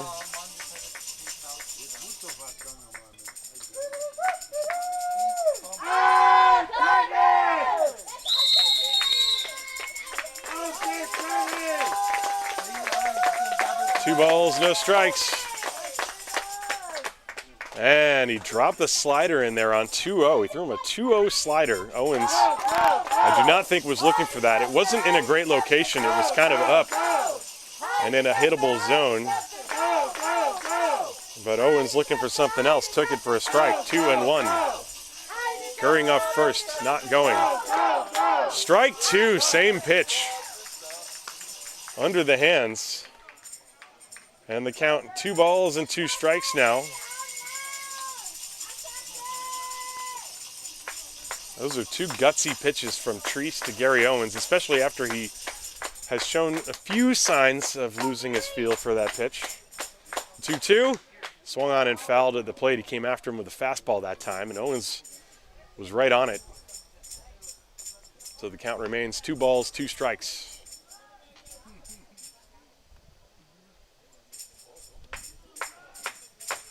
1-0 Haar. Top of the 6th, a lot of ball game left. I find myself saying that a lot these days. 2-2. There goes Goering. The pitch is swung on and fouled away, and that was a hanger in the eyes of Owens, and he was ready to pummel it. And with Goering on the move, he will have to go back.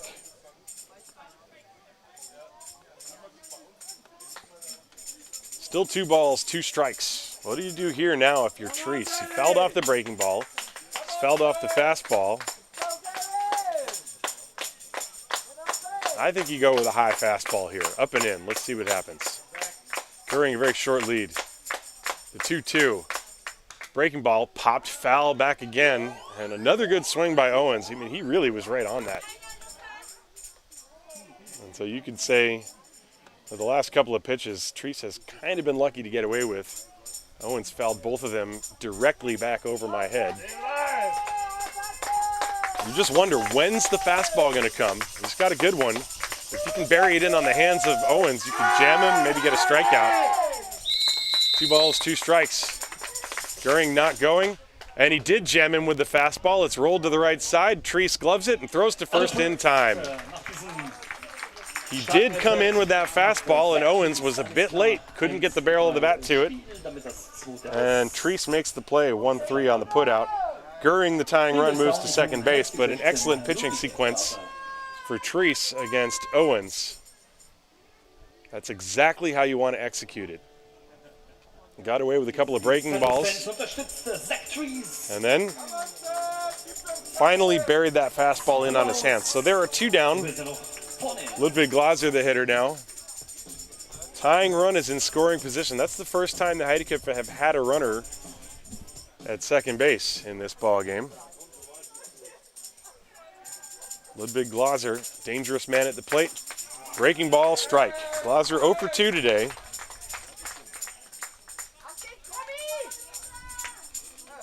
We're in the 6th, 2 down.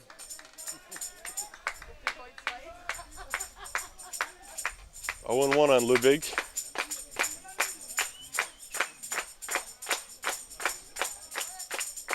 And a check on Goering at second as Treese lifted the leg. That gives Pinheiro a chance to say hello to Simon out at second base. Nothing but a mere greeting. 0-1. Now Treese wants to go through the signs again. You have Goering out at second base. I don't know if the disciples are being extra careful due to sign stealing ability. 0-1. That ball drilled to left field. Titus van Kapp is right there to make the catch. The breaking ball, it was crushed, but Van Kapp barely had to move, and he makes the catch. And the Disciples get out of the inning without a run scoring. No runs, no hits, no errors, 1 left on base. Bottom of the 6th inning coming up.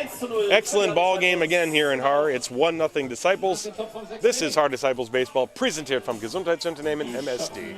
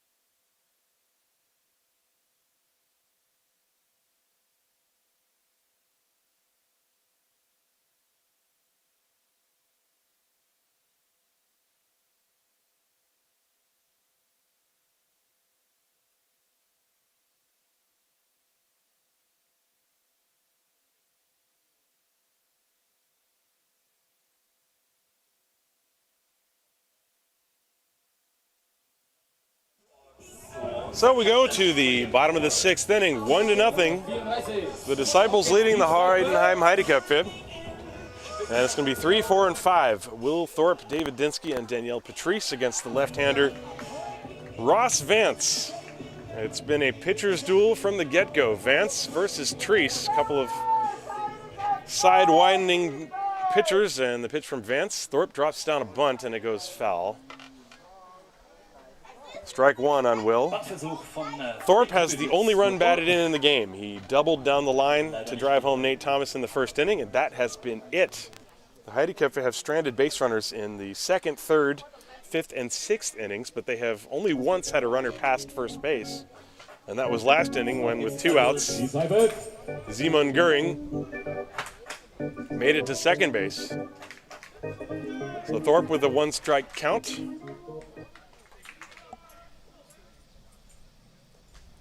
Thorpe, native Canadian. He's been living in Germany the last, I believe, 4.5 years, playing with the Disciples since 2016. And Vance deals. There's a strike at the knees on the outside corner. 0-2 quickly to Thorpe. No runs, 2 hits, no errors for the Heideköpfe. 1 run, 3 hits, no errors for the Haar Disciples. It's been a very, very clean ball game. And Thorpe chases the breaking pitch down in the dirt. Simon Göring completes the play. Strikeout 2-3 on the putout. That's the first out here in the 6th, and that is strikeout number 1, 2, 3, 4, 5, 6, 7, 8 strikeouts now for Ross Vance. Saw somebody mentioning in the YouTube chat, is this the highest level of baseball in Germany? Yep, this is the first Bundesliga. There are 8 teams in the south, there are 8 teams in the north, and there is promotion and relegation just like in European football, as David Dinsky steps up to the plate. Although the last 2 years they're not doing that because of COVID. Swing and a miss. If you're new to German baseball, welcome. It's a fun league to follow. It's very different from other forms of professional baseball. A lot less 3 true outcomes here. I'll just put it that way. Here's the pitch. That's inside corner for a strike. It's semi-professional baseball, so each team usually has 1 or 2 players that are import players that are getting paid. Like, for example, the starting pitchers for both teams today. But beyond that, it's mostly people doing it because they love it. Here's the 1-1 pitch. This curveball over the head of Dinsky. And he showed some good flexibility there on that one. He did the limbo to get out of the way of that pitch. 1 ball, 2 strikes. Excuse me, 2 balls and 1 strike.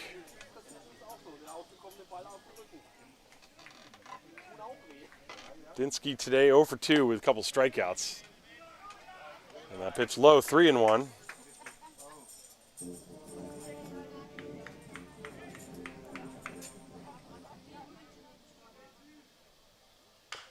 Chopped foul. Da kämpft damit Dinsky jeden Millimeter, um an den Ball zu kommen. Seid ihr noch da? Dann feuert's noch an, bitteschön. Auf geht's damit. Ross Vance already has 1 out here. The pitch, that's fouled off the hands. I'm pretty sure that one would have hit Dinsky had he not swung at it.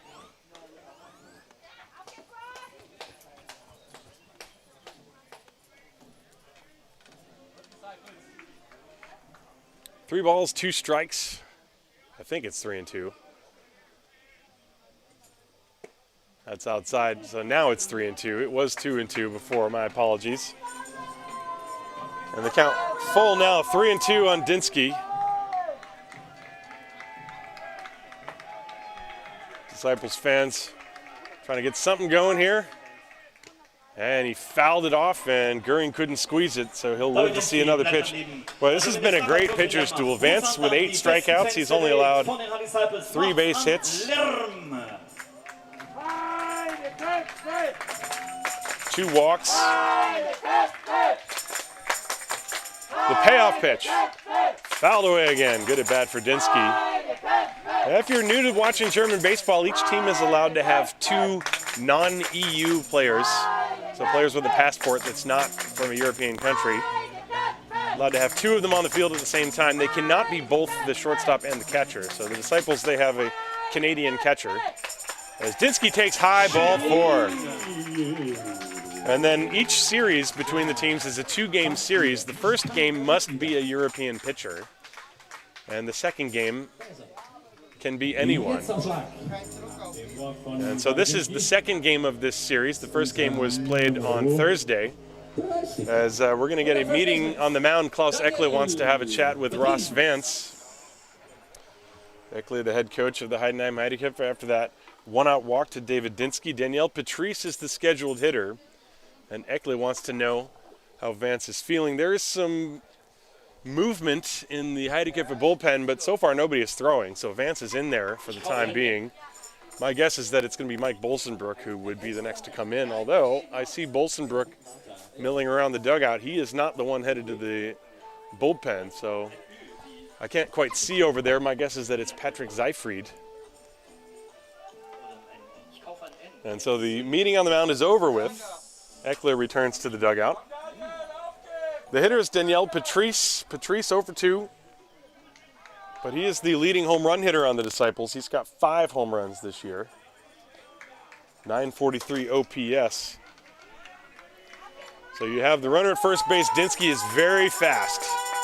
He's probably going to be going at some point here. Not on that pitch, though, and the slider catches the corner. 0-1. Dinsky, by the way, is 14 for 14 in the stolen base department. But you have a lefty on the mound, and you have a very good throwing catcher with Goering, so let's see what happens. There he goes, the pitch. Taken for a ball, throw to second base, and Dinsky is out. Well, he's now 14 for 15. It was a good throw from Goering. It was an excellent pitch to throw on. It was a short motion to the plate by the pitcher Vance. Dinsky was going on first move. He had a pretty good jump, but Goering threw him out. So you knew it was going to happen, and it was just a question of whether Goering and the Heideköpfe could execute, and they certainly did. So now there are 2 down, and the count is 1 ball, 1 strike on Danielle Patrice. Breaking ball is outside. 2 balls and a strike. Now that's what's great about this sport. Sometimes you know when something like that is going to happen, and you just have to tip your cap to the catcher. The pitch is swung on and missed. 2 balls and 2 strikes.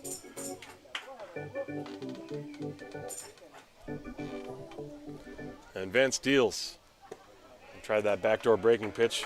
3-2.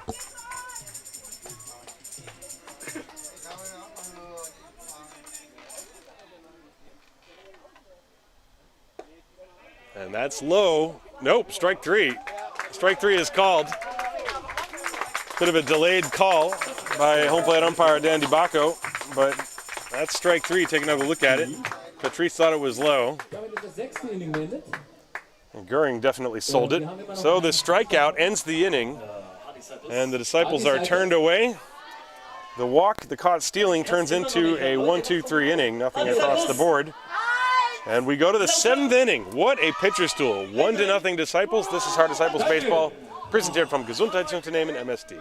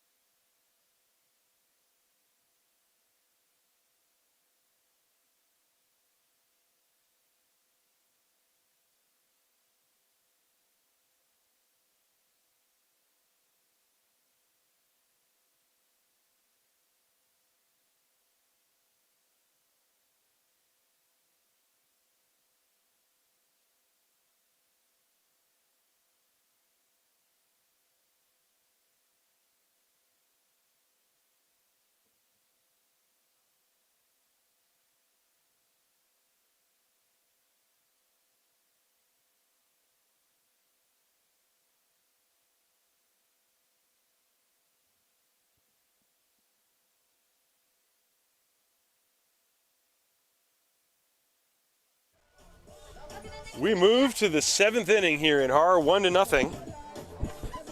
The Disciples leading. And Zach Treese still on the mound, 92 pitches under his belt so far. He's going to be dealing with 5, 6, and 7 in the order. Johannes Krumm, Sammy Sopotalo, and Yannick Walter. And the Disciples with a first inning run, making it hold up so far. That's what they did for 8 innings on Thursday. As the pitch to Krumm is a breaking ball outside, ball 1. Krumm is 0 for 2. A couple of flyouts. Treese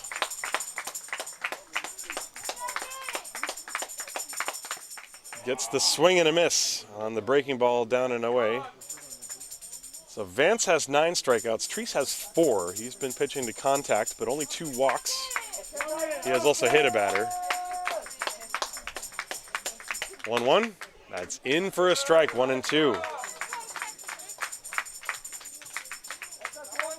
We are now in the final third of the ball game. It's getting late. 1-0 the score. Breaking ball outside, 2 balls, 2 strikes. And just a beautiful day.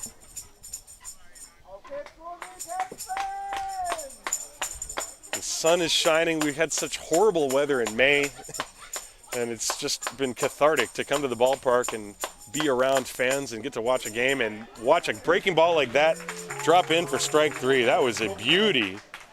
A knee buckler to Johannes Krumm from Zach Treese. 1 down. Watch this pitch.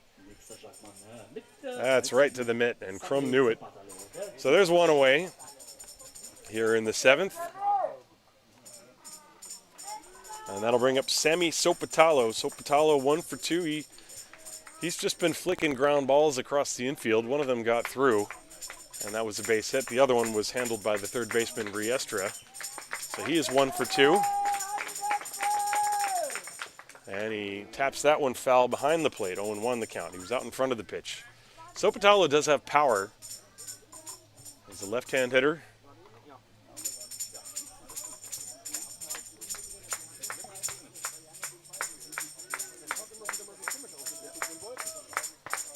Oh, and 1 from Treese. That one is low. 1 ball, 1 strike. Treese has not really had a lot of stress this inning, or this game rather. I would say the most stress he had was last inning when Goering was at second base with 2 outs. There's another slow roller up the first baseline. This ball is trickling, stays fair, picked up by Treese, and he's unable to make the play to first base. He probably should have just let that ball roll foul.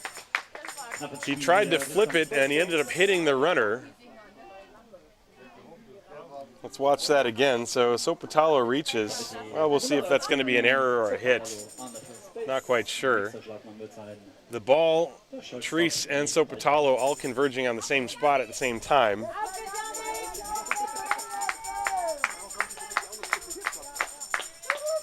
And so, a base runner. That's the tying run.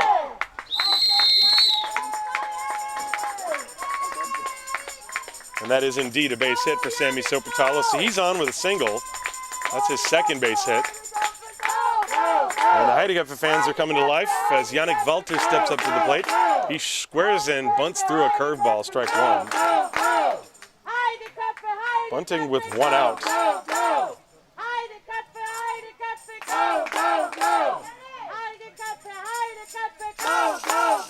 Those are the Heideköpfe fans, as you can clearly hear. My microphone is basically right behind them.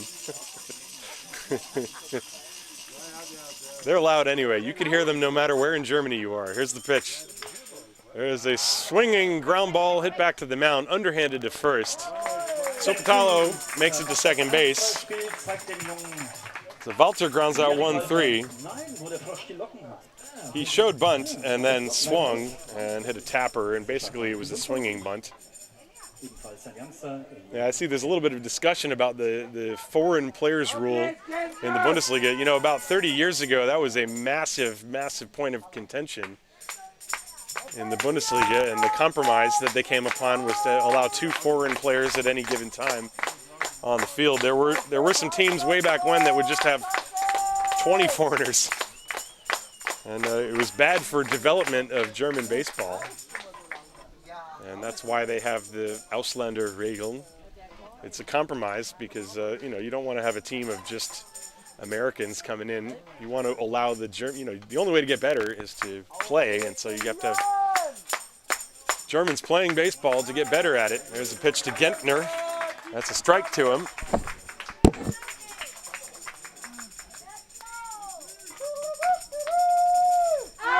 Gentner is 0 for 1 with a walk. He struck out. He's got the tying run at second base. A big hit could tie the game. Swing and a miss, 0-2. And Thorpe thinking about a back pick on Sopotalo at second base. Treese trying to work his way through 7 shutout innings. He's ahead 2 strikes on Elian Gentner, the number 8 hitter. 1-0 Disciples. 0-2. And he lays off the high slider, 1 ball, 2 strikes.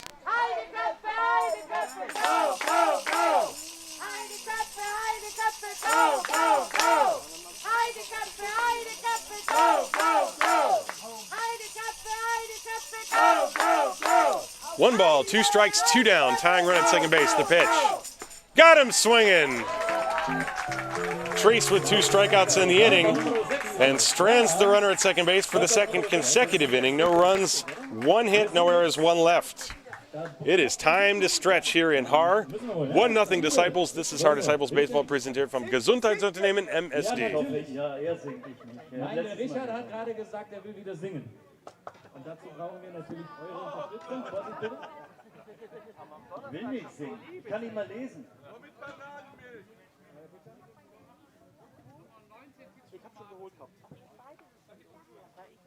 Okay. So,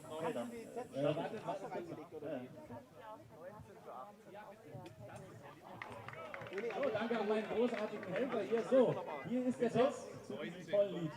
Und ihr singt alle mit, oder?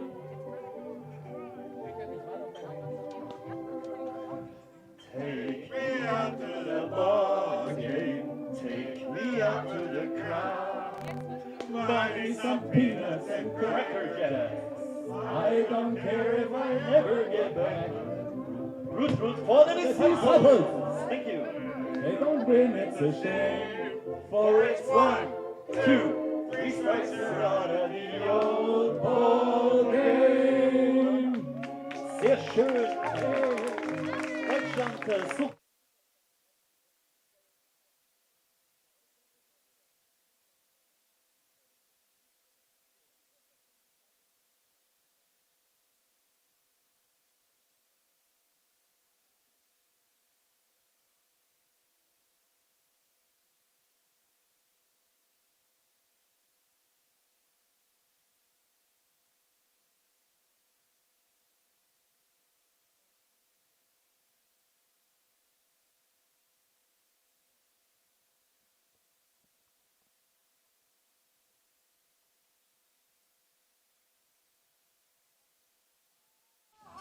Well, after that wonderful rendition of Take Me Out to the Ball Game by some people who will remain nameless, we move to the bottom of the 7th inning, and the new pitcher on the mound for the Heideköpfe is Luca Herger.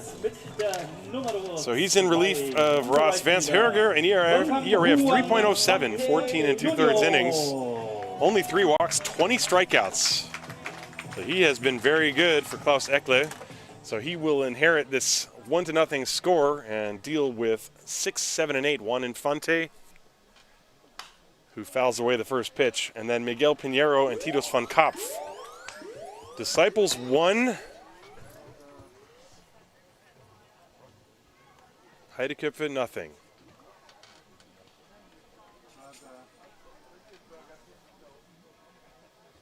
And there's a swing and a foul, 0-2. Infante is 0 for 2. He flied to deep left field, and then he struck out.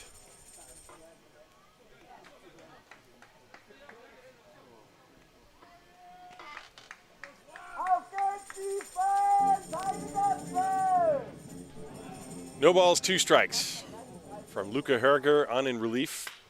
And there's a slow ground ball to the shortstop Walter. He one-hands it, throws low, and the throw is wide. Goes against the backstop. And a head-first slide. Infante is safe at first base. That will most likely be an E6. as Walter, who we should mention, the starting shortstop normally is Philip Schultz. Philip Schultz is not with the team today, neither is Sean Larry and his 14 home runs. So the Heideköpfe, somewhat depleted lineup as they were on Thursday. And the throwing error by Yannick Walter allows the leadoff base runner to reach here as we watch that again on the replay. And we're going to have Miguel Pinheiro now step up to the plate. Pinheiro 1 for 2. Luca Herger, the right-hander from the stretch, and the fastball is high. Now the Disciples probably happy to see Ross Vance out of there. He was really nasty. Struck out 9, just allowed that one base hit in the first inning that allowed a run. He allowed a couple of other hits throughout the game, but he was tough. And the 1-0. Pop fly, right side into shallow right field. Hull is racing in, loses his hat, but finds the ball and makes the catch. So Pinheiro flies out. That's the first out. And that will bring up Titus van Kopf. Van Kopf 0 for 2. He's grounded out and struck out.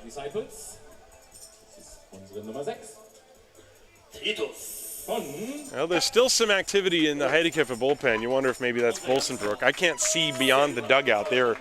The dugout blocks my line of sight to the bullpen mound down the right field line.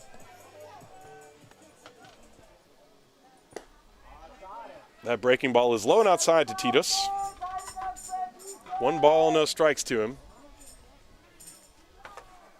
Now with Infante on first base and 1 out, you have a righty on the mound. You wonder if maybe Infante might try to take off. He's 3 out of 5 in the stolen base department.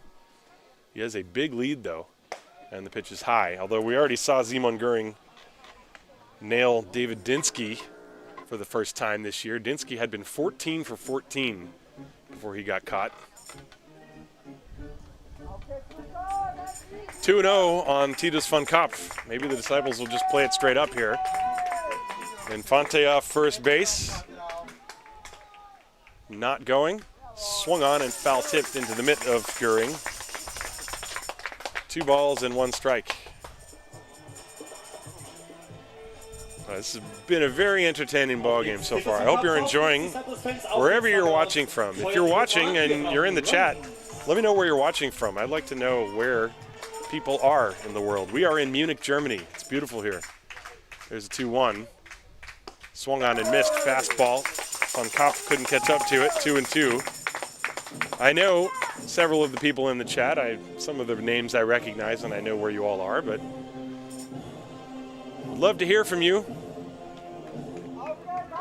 Wo in die Welt seid ihr? Wo seid ihr? Wo schaut ihr zu? 2 balls, 2 strikes, 1 out. Runner on first base is Infante. He's not going. The pitch is hit off the pitcher. It caroms to the shortstop. They get the out at second, but not at first. I think that hit Herger in his back foot, and then it slowed it down enough to get to Walter, who flipped it to Gentner. So that play goes 1-6-4 to get the force out. It was hit very hard by Titus van Kopf. But Van Kopf reaches on a fielder's choice. Watch this on the replay. So now Simon Lechner off the heel, it looked like.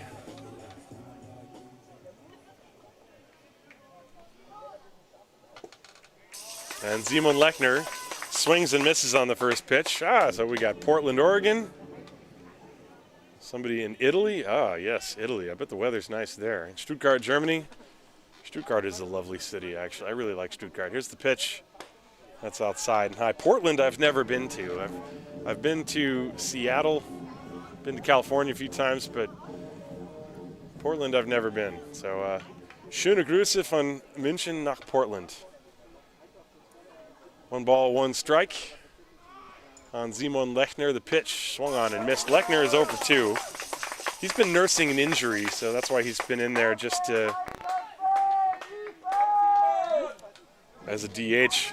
Metzingen, Sofia, Bulgaria. Oh, yeah, that's cool. See, we got people watching from all over the place. Fastball's high, 2 balls, 2 strikes. Aus Dillingen. Schöne Grüße. Oh, we also have Aachen. Aachen schon weit weg. Regensburg, da kennen wir uns. Meine Eltern schauen wahrscheinlich auch zu aus New York. There's the 2-2. Ripped foul. Williford has to dance for the second day in a row. First base coach. Weilheim. Weilheim, das ist doch ganz in der Nähe. Weilheim, eine schöne Stadt. Südlich von München. Trutering. This, in case you're wondering what I'm talking about, folks, that are not watching the YouTube chat, people are telling me where they're watching from, so I'm just naming the towns. 2 balls, 2 strikes on Lechner. Breaking ball. Little floater into center field. That's a base hit. And Van Kopf had to hold up at second base. Good at bat from Simon Lechner. That ball had all kinds of spin on it. It almost spun past Gary Owens. And so 2 on and 2 out for the Disciples. And now the top of the order, Nate Sean Thomas. Yeah, we got some people watching from France. Claudia and Gilbert in Elmshorn, Schleswig-Holstein. Lots of Heideköpfe fans. Oh, this is a different Weilheim in Baden-Württemberg. Sorry. There's more than one Weilheim in Deutschland. There's a beautiful one in Bavaria. So Lechner is going to be pinch run for. Niels Schmidt is going to run for Simon Lechner at first base. So now you have 2 on, the top of the order. Titus Van Kopf, the runner at second base. I should actually pay more attention to the ball game than to the chat, but you know, I'm trying to do both of them. Give a shout out to Thomas und Irene Hirsch. Schöne Grüße an Thomas und Irene Hirsch. Vielen Dank, dass ihr zuschaut. Von überall in der Welt. Vielen Dank, es freut mich sehr. Die Reichweite von diesem broadcast. Nate Thomas going to try and reach out and drive home some runs. He got 2 on and 2 out. Big spot. 1-0 Disciples leading. Bottom of the 7th inning, Luca Herriger trying to get through this without any damage. And Thomas rips it into right field. That's down for a base hit. Van Kopf being waved around. He will score, and Niels Schmidt goes to third. The throw there not in time. Disciples lead 2-0.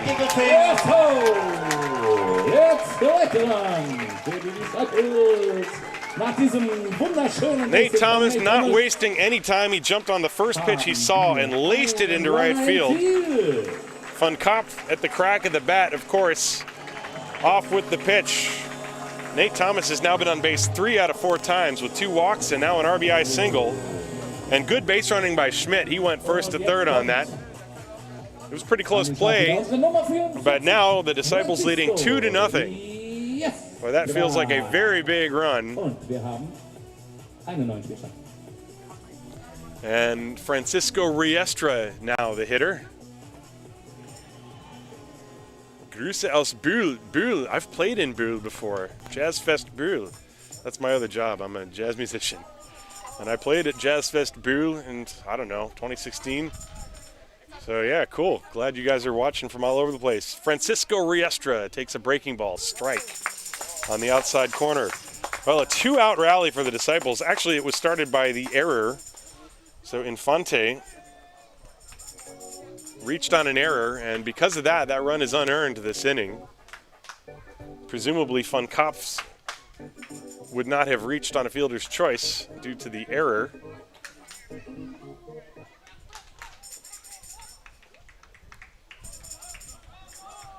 No balls, 1 strike on Riestra. First and third, Thomas is a threat to go from first base. And a swing and a miss, especially now with the count 0-2. I mentioned it on Thursday. Nate Thomas, he's 10 for 12, but the 2 times he was caught, it was by the man behind the plate right now, Simon Göring. So, yeah, we'll see if the Disciples send him. With 2 outs, maybe. Or, excuse me, with 2 strikes. The count is 0-2. Thomas looks like he's antsy, but he's going back, and the pitch is lofted to center field for Gary Owens. That's an easy can of corn for him, and he puts it away. But the Disciples get a run. 1 run, 2 hits. There was 1 error and 2 left on base. At the end of 7 full here in Haar, we have a dandy going. The Disciples 2, the Heideköpfe nothing. This is Haar Disciples Baseball, präsentiert vom Gesundheitsunternehmen MST.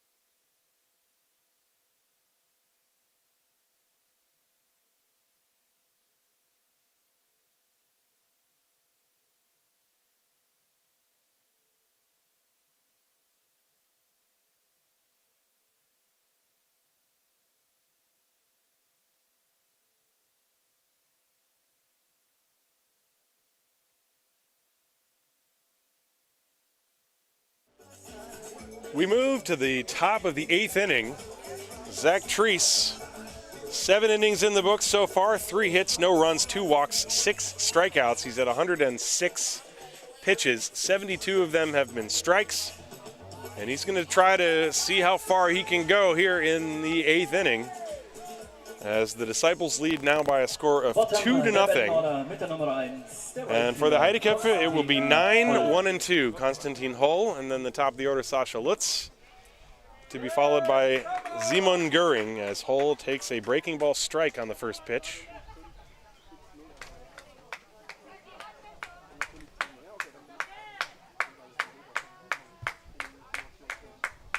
And the next one, fouled right back to the camera. No damage done, 0-2. Some more greetings. Some people watching from Smithville, Ontario. Grüß aus Bonn, umpire crew. Schöne Grüße. Fahre vorsichtig natürlich. And Jerry in Austria, thanks for watching.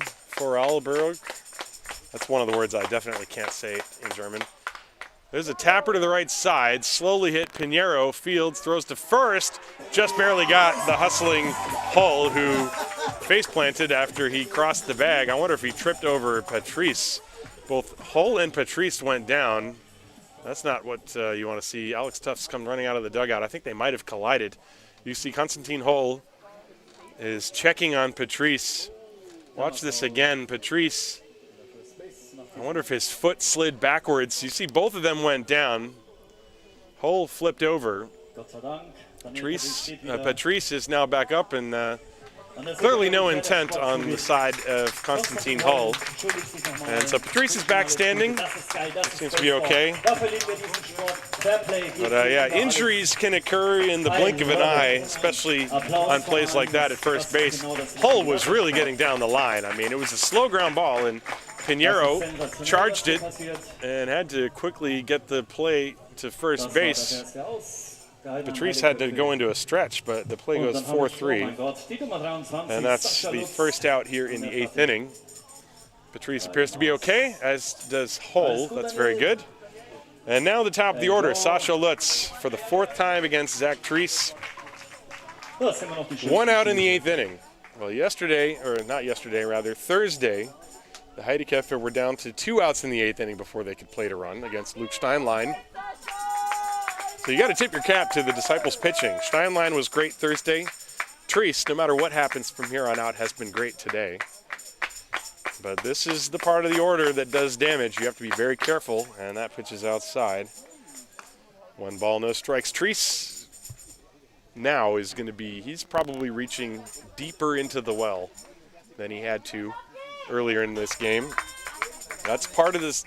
Part of the chess match, part of the fun of the Bundesliga. There's not a lot of bullpen depth in this league. Fastball is high, but on the corner, Lutz stands very close to the plate. That ball was clearly over the plate, and Lutz, very tall fellow, arguing against the call. Trying not to show up and anger Dan DiBacco. Watching the replay, that pitch clearly looked like a strike, actually.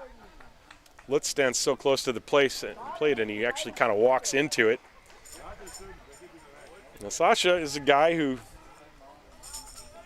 very often gets a lot of borderline calls, kind of the way Wade Boggs used to do back in the 80s and 90s. 1 ball, 1 strike.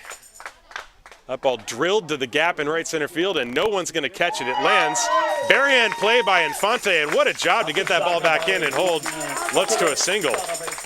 Infante in right field barehanded that ball and fired it in. I think Lutz was thinking about a double on that, but no chance. That's a heck of a play by Juan Infante to keep that ball to a single. Watch this. Lutz barrels it up.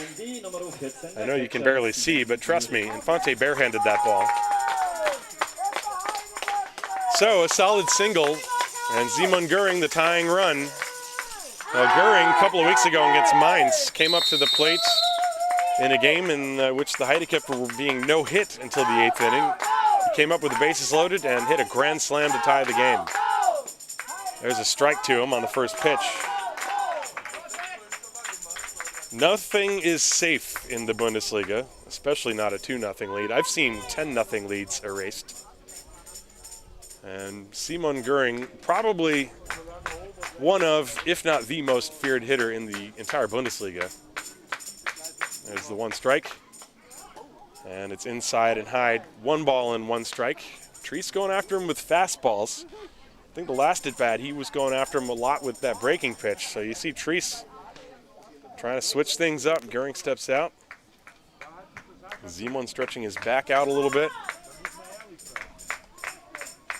Göring today has been hit by a pitch and he's singled and flied out, officially 1 for 2. Lutz on first base not going. The breaking ball is low and outside, 2 balls and a strike. It's getting close to nail biting time here. 1 out in the 8th inning. You should always expect the unexpected in the Bundesliga. That much I know.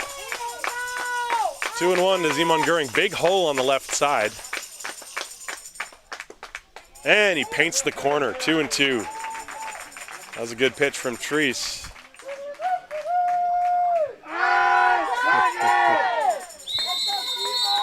So much better with fans in the ballpark.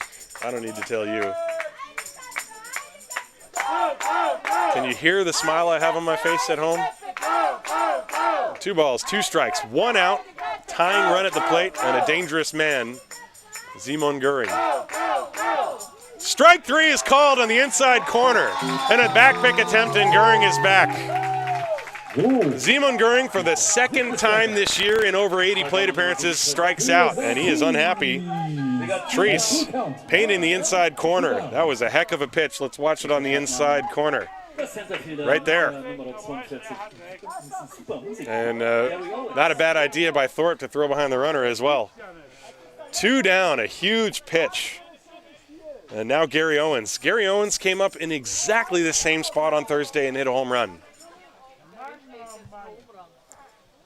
He's the tying run. Treese trying to battle through the pitch. That one just missed outside. 1 ball, no strikes.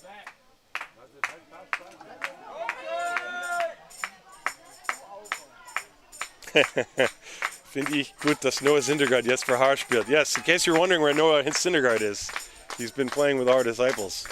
Somewhat slender version.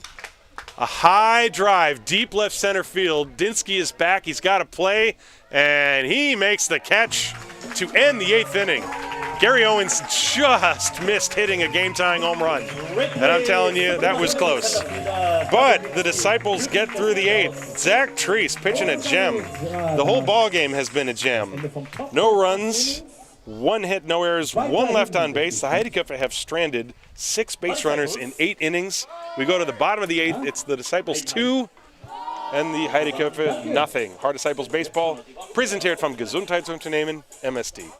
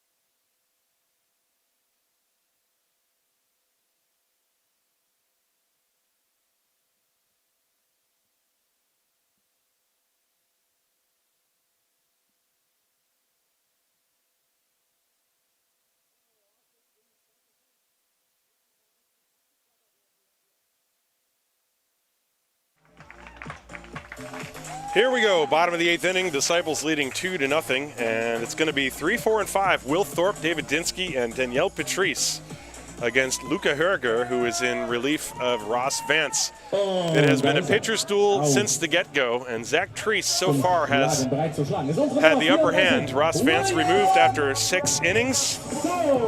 He was very good for 6 innings, but Luca Herger gave up a run last inning, and the Disciples are going to try to replicate that and then some here in the 8th. Meanwhile, on the other side, Zach Treese has been masterful over 8 shutout innings against a Heidenheim team that, I'm just going to guess here, they average around 10 runs a game, usually. And for sure they have not been shut out this season. Will Thorpe, the pitch to him is high.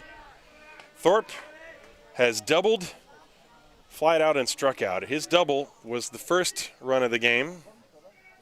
That was way back in the 1st inning. The Disciples scored a 1st inning run, and they've scored a 7th inning run, and that's been it. The 1-0 pitch from Herger, that one floats high. 2 balls and no strikes on Will Thorpe.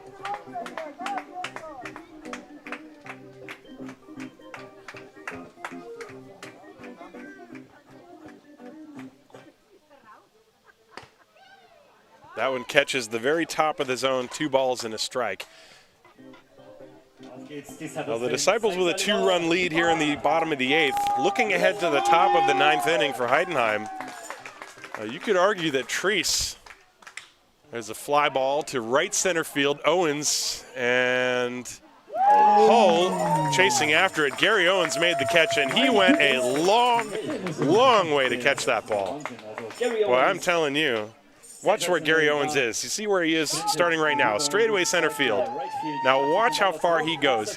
He catches it right about now. That's about where he caught it. That's how far he went to catch that ball. Good play by Gary Owens. And so Danielle Patrice now the hitter. But as I was saying, if you look ahead for the Heideköpfe, they're going to have 4, 5, and 6. Ludwig Glaser, Johannes Krom, and Sammy Sopotalo. But boy, without Sean Larry or Philip Schultz in the lineup, it is a much different look, and one has to feel that for Treese, if Treese is going to go back out there as Dinsky takes the breaking ball, he did not go, ball 1. Treese probably had his hardest job getting through the top of the order in the 8th. Now, does that mean he'll get through everything quickly in the 9th? I don't know. I don't even know if he'll come out for the 9th. But that's the way the that's the way the Haar fans would look at it, as Dinsky fouls that to the screen. Dinsky, by the way, today is 0 for 2. Struck out twice, and he has walked. But the last 2 games between these 2 teams have featured excellent pitching. And the Disciples trying to reach the 500 mark and put themselves into 4th place. 1-1. Swing and a miss. I believe the games in Mannheim were rained out today. Let me check on that. The Disciples are chasing Mannheim for that 4th place spot. Mannheim is at 10-10, and Haar at 10-11. 1 ball, 2 strikes on David Dinsky. That's ripped foul, still 1-2. Dinsky's got power in addition to that speed.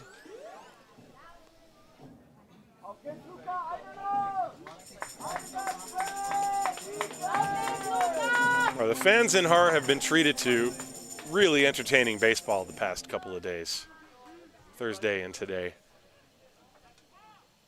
The 1-2 pitch, swung on and missed. Looked like he pulled the string on him. That was an off-speed pitch compared to the ones that came prior. And Dinsky way out in front swings over the top for the 2nd out. Let's watch this pitch. Good pitch from Luca Herger. Yeah, a little breaking ball. So Danielle Patrice will step up to the plate. Patrice is 0 for 3.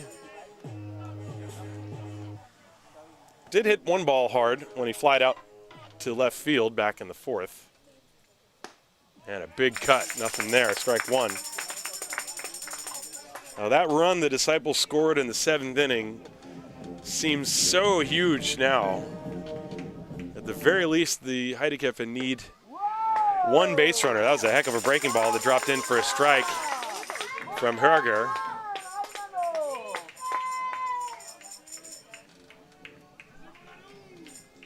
The 0-2 fastball is high. Auf geht's, Disciples. 1 ball and 2 strikes to count.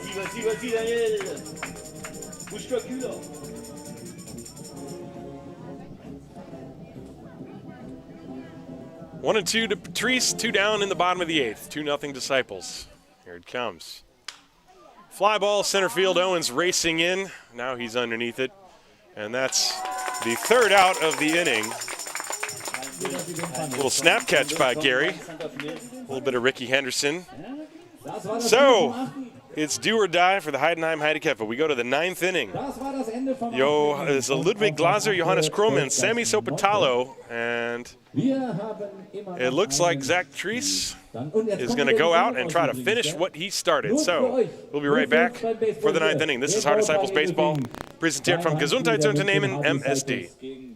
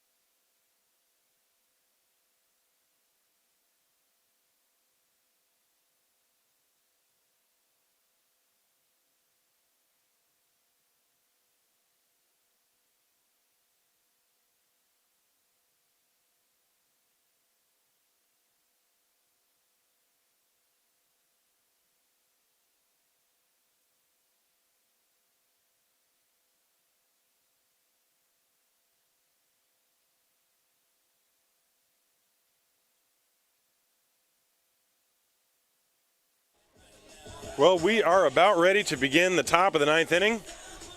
And the Heidenheim Heideköpfe have been held off the scoreboard. 4 hits allowed by Zach Treese gegen the Heidenheim Heideköpfe, against the Heidenheim Heideköpfe. A little Ganglish for you.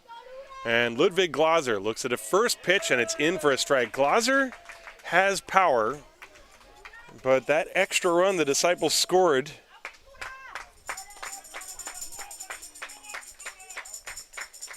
means he can't by himself tie the game. There's a little pop fly, short right field. This is going to carry out to Infante. He's got it for out number 1.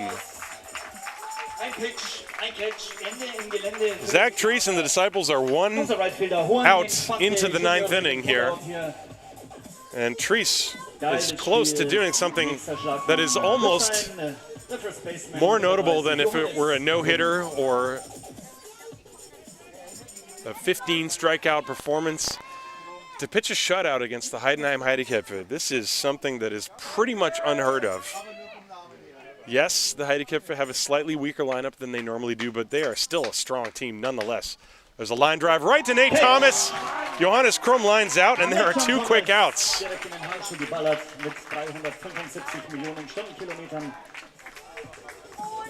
I barely am able to get the words out of my mouth. Zach Treese now 1 out away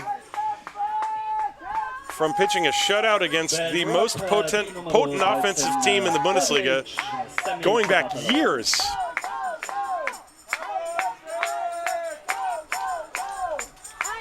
Sammy Sopotalo's 2 for 3 with 2 little ground ball singles that have hugged the dirt, and a strike.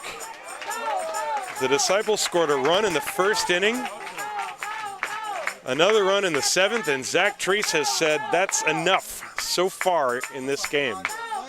1 strike. That's low. 1 ball and 1 strike. The Heideköpfe didn't even get a man to second base until the 7th inning.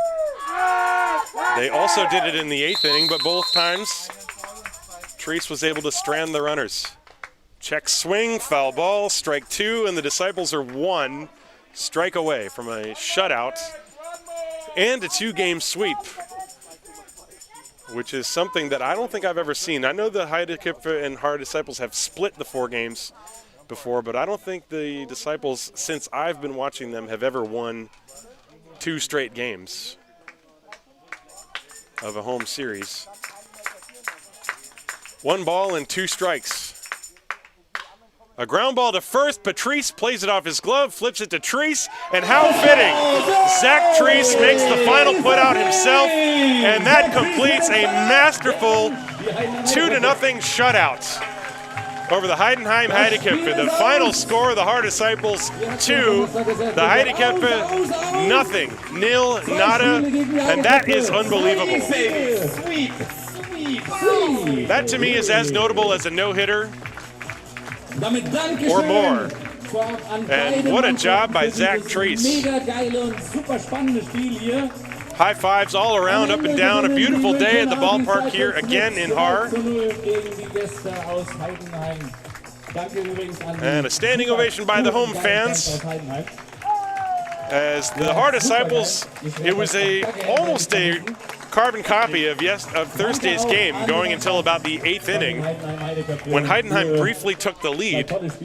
That was on Thursday. But today, Heidenheim was trailing the whole way. 3 batters into the game, Will Thorpe with an RBI double. That was the game-winning run. And how rare is that? A shutout pitched against the Heidenheim Heideköpfe. Just a brilliant day of baseball, really. A lot of fun, great atmosphere. And I want to thank all of you for watching. Thanks to the people for tuning in and chiming in the chat, letting me know what's going on out there in the rest of the world. And just a fun ball game. And let's just hope that more stuff like this continues. It's so nice to have fans back in the ballpark. And the Haar Disciples sweep the 2 games against the reigning champion Heidenheim Heideköpfe. Heidenheim falls to 19-3, and the Disciples even their record at 11 wins and 11 losses. So a great day of baseball. My name's Tim Collins. If you want to support the stream, you can click the GoFundMe link down in the description. Thank you very much for tuning in. And I will catch you in 2 weeks' time when the Falcons are here. That's on 2 Saturdays from today.